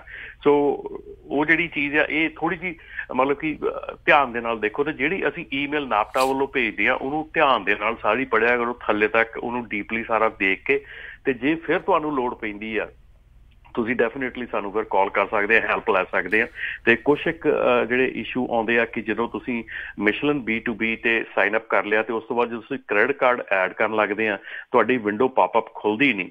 ਉਹ ਕਿਉਂਕਿ ਤੁਹਾਡੇ ਉੱਪਰ ਜਿਹੜੀ ਗੂਗਲ ਦੇ, ਕ੍ਰੋਮ ਦੇ ਜਾਂ ਤੁਹਾਡੇ ਜਿਹੜਾ ਵੀ ਬਰਾਊਜ਼ਰ ਯੂਜ਼ ਕਰਦੇ ਉਹ 'ਚ ਪਾਪਅਪ ਬਲੌਕ ਕੀਤੇ ਹੁੰਦੇ ਆ। ਸੋ ਪਲੀਜ਼ ਪਾਪਅਪ ਜਿਹੜੇ ਆ ਅਨਬਲੌਕ ਕਰ ਦਿਓ ਉਸ ਸਾਈਡ ਲਈ ਤੇ ਉਹ ਖੁੱਲ ਜਾਊਗਾ। ਬਿਲਕੁਲ ਰਮਨ ਜੀ, ਸੋ ਸਿੰਪਲ ਲੈਂਗੁਏਜ ਇਹ ਆ ਵੀ ਰੱਬ ਨਾ ਕਰੇ ਜੇ ਕਿਤੇ ਤੁਸੀਂ ਬਿਮਾਰ ਹੋ ਜਾਂਦੇ ਆ, ਹਸਪਤਾਲ ਜਾਣਾ ਪੈ ਜਾਏ ਤੇ ਹਸਪਤਾਲ ਦੀ ਪਾਰਕਿੰਗ ਲੋਟ 'ਚੋਂ ਤੁਸੀਂ ਫਿਰ ਚੈੱਕ ਕਰੋ ਜਾ ਕੇ ਵੀ ਮੇਰੀ ਹੈਲਥ ਇੰਸ਼ੋਰੈਂਸ ਚੱਲਦੀ ਆ ਜਾਂ ਨਹੀਂ, ਫਿਰ ਉਹ ਉਸ ਟਾਈਮ ਨਹੀਂ ਚੱਲਣੀ। ਸੋ ਇਸੇ ਕਰਕੇ ਨੈਫਟਾ ਦੇ ਮੈਂਬਰ ਤੁਸੀਂ ਉਸ ਵੇਲੇ ਨਾ ਬਣੋ ਜਿਸ ਵੇਲੇ ਤੁਸੀਂ ਟਰੱਕ ਦਾ ਟਾਇਰ ਜਿਹੜਾ ਆ ਚੇਂਜ ਕਰਾਉਣਾ ਆ ਜਾਂ ਨਵਾਂ ਬਣਨਾ ਆ, ਨਵਾਂ ਪਾਉਣਾ ਜਾਂ ਹੋਰ ਕੋਈ ਬੈਨੀਫਿਟ ਲੈਣਾ ਆ। ਸੋ ਬੈਨੀਫਿਟ ਤਾਂ ਉਹ ਕਿਉਂਕਿ ਉਹ ਪ੍ਰੋਸੈਸ ਕਰਨ ਨੂੰ ਟਾਈਮ ਲੱਗਦਾ ਹਰ ਇੱਕ ਚੀਜ਼ ਨੂੰ। ਸੋ ਪਹਿਲਾਂ ਹੀ ਬਣਨਾ ਚਾਹੀਦਾ ਹੈਗਾ ਆ ਤਾਂ ਕਿ ਆਉਣ ਵਾਲੇ ਸਮੇਂ ਤੁਹਾਨੂੰ ਕੋਈ ਜਿਹੜੀ ਇਹ ਪ੍ਰੋਬਲਮ ਨਾ ਆਵੇ। ਦੇਖੋ ਜਿਹੜਾ ਫਿਰ ਮਸਲੇ ਆਉਂਦੇ ਆ ਨਾ, ਹੁਣ ਜਿੱਦਾਂ ਕਹਿ ਕੇ ਗਏ ਸੀਗੇ ਵੀ ਇੱਦਾਂ ਉਹ ਆਪਣੀਆਂ ਕੰਪਨੀਆਂ ਇਹ ਕਰਦੀਆਂ ਤੇ ਉਹਨਾਂ ਦੀਆਂ ਉਹ ਨਹੀਂ ਕਰਦੀਆਂ। ਤੁਹਾਡੀ ਆਪਣੀ ਐਸੋਸੀਏਸ਼ਨ ਹੋਊਗੀ, ਤੁਹਾਡੇ ਜੇ ਕੋਈ ਇੱਦਾਂ ਦੇ ਮਸਲੇ ਉਹ ਹੱਲ ਹੋਣਗੇ ਆਪਸ ਦੇ ਵਿੱਚ। ਜਦੋਂ ਸਾਰੇ ਜਾਣੇ ਇੱਕ ਮੰਚ ਦੇ ਉੱਤੇ ਇਕੱਠੇ ਹੋਣਗੇ ਤਾਂ ਬੈਟਰ ਜਿਹੜਾ ਇਸ ਚੀਜ਼ ਦੇ ਵਿੱਚ ਰਹੂਗਾ। ਨਾਲੇ ਐਨੀਵੇਜ਼ ਜਿਹੜਾ ਆ ਹਰ ਇੱਕ ਚੀਜ਼ ਨੂੰ ਸਮਾਂ ਲੱਗਦਾ ਆ ਜਿਹੜਾ ਤਬਦੀਲ ਉਸ ਹੋਣ ਦੇ ਵਿੱਚ। ਤੇ ਨਾਲ ਹੀ ਦੱਸਦੇ ਜਾਈਏ ਵੀ ਅੱਜ ਜਕਾਰਾ ਵਾਲਿਆਂ ਦਾ ਜਿਹੜਾ ਯੂਬਾ ਸਿਟੀ ਦੇ ਵਿੱਚ ਜਿਹੜਾ ਫੰਡ ਰੇਜ਼ਰ ਗਾਲਾ ਹੈਗਾ ਆ, ਸ਼ਾਮ ਨੂੰ ਜਿਹੜਾ 5:30 ਵਜੇ 6 ਵਜੇ ਜਿਹੜਾ ਉਹ ਸ਼ੁਰੂਆਤ ਹੋਣੀ ਹੈ ਵੈਟਰਨਸ ਮੈਮੋਰੀਅਲ ਹਾਲ ਯੂਬਾ ਸਿਟੀ ਵਿੱਚ। ਸੋ ਜਿਹੜੇ ਵੀ ਅਜੇ ਟਰਾਈ ਕਰ ਰਹੇ ਆ, ਜਿਹੜੇ ਸੋਚ ਰਹੇ ਆ, ਜ਼ਰੂਰ ਜਕਾਰਾ ਮੂਵਮੈਂਟ ਵਾਲੇ ਮੁੰਡਿਆਂ ਦੀ, ਬੱਚਿਆਂ ਦੀ, ਉਹਨਾਂ ਕੁੜੀਆਂ ਦੀ ਜਿਹੜੀ ਉਹ ਮਦਦ ਕਰੋ ਜਿਹੜੇ ਲੀਡਰਸ਼ਿਪ ਵੱਲ ਨੂੰ ਜਿਹੜੇ ਆ ਉਹ ਜਾ ਰਹੇ ਨੇ। ਉਹ ਸੋ ਚੰਗੇ ਕੰਮ ਜਿਹੜੇ ਆ ਕੌਮ ਦੇ ਲਈ ਜਿਹੜੇ ਉਹ ਕਰ ਰਹੇ ਨੇ, ਆਪਣੀ ਕਮਿਊਨਿਟੀ ਦੇ ਲਈ ਜਿਹੜੇ ਉਹ ਕਰ ਰਹੇ ਨੇ। ਸੋ ਜ਼ਰੂਰ ਉਹਨਾਂ ਦੀ ਹੈਲਪ ਕਰੋ। ਜਿਹੜਾ ਫੰਡ ਰੇਜ਼ਿੰਗ ਗਾਲਾ ਉਹਨਾਂ ਦਾ ਸ਼ਾਮ ਨੂੰ ਵੈਟਰਨਸ ਮੈਮੋਰੀਅਲ ਹਾਲ ਯੂਬਾ ਸਿਟੀ ਦੇ ਵਿੱਚ ਜਿਹੜਾ ਹੈਗਾ ਆ ਉੱਥੇ 6 ਵਜੇ ਜਿਹੜਾ ਸ਼ੁਰੂ ਹੋਊਗਾ। ਸੋ ਆਪ ਸਭ ਨੂੰ ਬੇਨਤੀ ਆ ਵੀ ਜ਼ਰੂਰ ਹਮਾ ਕੇ ਪਹੁੰਚੋ। ਆਈ ਥਿੰਕ $100 ਦੀ ਉਹਨਾਂ ਦੀ ਜਿਹੜੀ ਆ ਐਂਟਰੀ ਟਿਕਟ ਹੈਗੀ। ਬੇਸਿਕਲੀ $100 ਜਿਹੜਾ ਫੰਡ ਰੇਜ਼ ਜਿਹੜਾ ਕਰਨਗੇ ਤੁਹਾਡੀ ਟਿਕਟ ਦੇ ਜ਼ਰੀਏ ਹੀ ਜੀ। ਸੋ ਉੱਧਰ ਜਿਹੜਾ ਜ਼ਰੂਰ ਤੁਸੀਂ ਸਾਰਿਆਂ ਨੇ ਜਾਣਾ ਆ। ਤੇ ਬਾਕੀ ਜਿਹੜੀਆਂ ਕੁਛ ਕੁ ਜੇ ਆਪਾਂ ਗੱਲਾਂ ਕਰੀਏ, ਜਿਹੜਾ ਸੇਫਟੀ ਜਿਹੜਾ ਵੀਕ ਹੋ ਕੇ ਨਿਕਲਿਆ ਆ, ਕਹਿੰਦੇ CVSA ਨੇ ਤਕਰੀਬਨ 57,000 ਜਿਹੜੀਆਂ ਸਾਈਟੇਸ਼ਨ ਤੇ 87,000 ਜਿਹੜੀਆਂ ਵਾਰਨਿੰਗਸ ਆ ਉਹਨਾਂ ਨੇ 15 ਤੋਂ 21 ਜੁਲਾਈ ਦੇ ਦਰਮਿਆਨ ਜਿਹੜੀਆਂ ਉਹ ਇਸ਼ੂ ਕੀਤੀਆਂ ਨੇ। ਬਿਲਕੁਲ ਜੀ, ਬਿਲਕੁਲ। ਇਹ ਕਾਫੀ ਜਿਹੜਾ ਐਕਸਟੈਂਸਿਵ ਜਿਹੜਾ ਡਾਟਾ ਹੈਗਾ ਆ ਉਹ ਆਇਆ ਹੈਗਾ, ਜਿਹਦੇ ਵਿੱਚ ਕਿ ਕਾਫੀ ਡੀਟੇਲ ਦੇ ਵਿੱਚ ਉਹਨਾਂ ਨੇ ਸਾਈਟੇਸ਼ਨਸ ਜਿਹੜੀਆਂ ਸਟੇਟ ਤੇ ਲੋਕਲ ਲਾ ਵਾਇਲੇਸ਼ਨਸ ਹੈਗੀਆਂ ਕੋਈ 6,008 ਦੇ ਕਰੀਬ ਹੈਗੀਆਂ। ਸਪੀਡਿੰਗ ਵਾਇਲੇਸ਼ਨ ਜਿਹੜੀਆਂ ਉਹ ਆਲਮੋਸਟ 2,000 ਦੇ ਲਾਗੇ ਛਾਗੇ ਹੈਗੀਆਂ। ਸੀਟ ਬੈਲਟ ਨਾ ਪਾਉਣਾ, ਫੇਲੀਅਰ ਟੂ ਯੂਜ਼ ਦਾ ਸੀਟ ਬੈਲਟ 1170 ਦੇ ਲਾਗੇ ਹੈਗੀਆਂ। Failure to obey traffic control device ਜਿਹੜੇ ਹੈਗੇ ਆ 754 ਹੈਗੀਆਂ। ਫੋਨ ਜਿਹੜਾ ਯੂਜ਼ਿੰਗ ਹੈਂਡ ਹੈਲਡ ਫੋਨ ਕਿੰਨਾ ਖਤਰਨਾਕ ਆ ਵੀ 262 ਸਾਈਟੇਸ਼ਨਾਂ ਮਿਲੀਆਂ ਜਿਹੜੇ ਟਰੱਕ ਡਰਾਈਵਰ ਫੋਨ ਯੂਜ਼ ਕਰ ਰਹੇ ਸੀ ਹੱਥ ਦੇ ਵਿੱਚ। ਸੋ ਇਹ ਜਿਹੜੀਆਂ ਸਾਈਟੇਸ਼ਨਸ ਹੈਗੀਆਂ ਕਾਫੀ ਇੰਟਰਸਟਿੰਗ ਡਾਟਾ ਹੈਗਾ। ਤੇ ਇੱਕ ਜਿਹੜੀ ਹੋਰ ਮੈਂ ਜਾਂਦੇ ਜਾਂਦੇ ਗੱਲ ਕਰਦੇ ਆ ਕਿ ਜਿਹੜਾ ਅੱਜ ਜਿਹੜਾ ਮੇਰੇ ਖਿਆਲ ਲਾਸਟ ਦਿਨ ਹੈਗਾ ਆ ਆਪਣਾ ਬ੍ਰੇਕ ਸੇਫਟੀ ਚੈੱਕ ਦਾ, ਉਹਦੇ ਵੱਲ ਵੀ ਧਿਆਨ ਦਿਓ। ਤੇ ਦੂਸਰੀ ਗੱਲ, ਅੱਜ ਜਿਹੜਾ ਇੱਕ ਸੈਸ਼ਨ ਜਿਹੜਾ ਚੱਲ ਰਿਹਾ ਹੈਗਾ ਇਸ ਵੇਲੇ ਚੱਲਣਾ ਹੈਗਾ ਰੀਨੋ ਦੇ ਵਿੱਚ, ਜਿਹੜਾ ਕਿ ਆਪਣਾ hours of service FMCSA hours of service ਦੇ ਜਿਹੜੀ ਚੇਂਜਸ ਆ ਰਹੀਆਂ ਉਹਦੇ ਲਈ ਅੱਜ ਸੈਸ਼ਨ ਜਿਹੜਾ ਰੀਨੋ ਦੇ ਵਿੱਚ ਹੋ ਰਿਹਾ ਹੈਗਾ।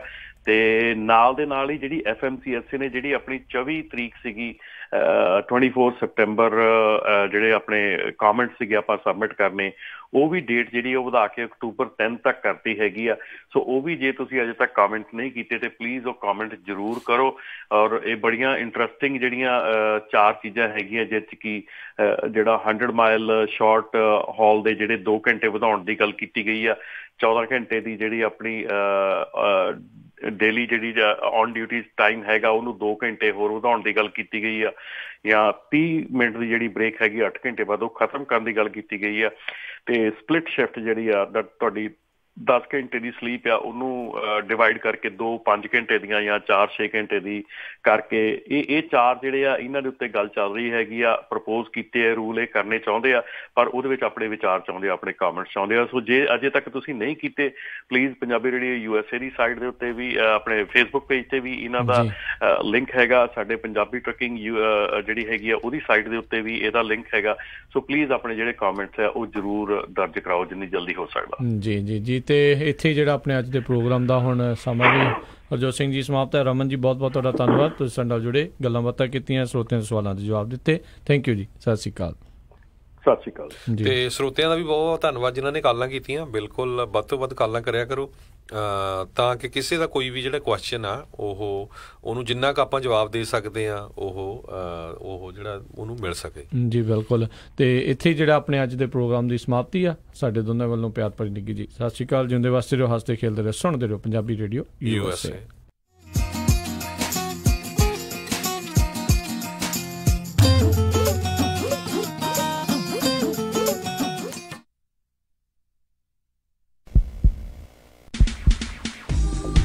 ਸਾਰੇ ਪੰਜਾਬੀਆਂ ਦੇ ਦਿਲਾਂ ਦੀ ਧੜਕਨ ਪੰਜਾਬੀ ਰੇਡੀਓ USA, ਧੜਕਦੇ ਦਿਲਾਂ ਦੇ ਨਾਲ ਨਾਲ।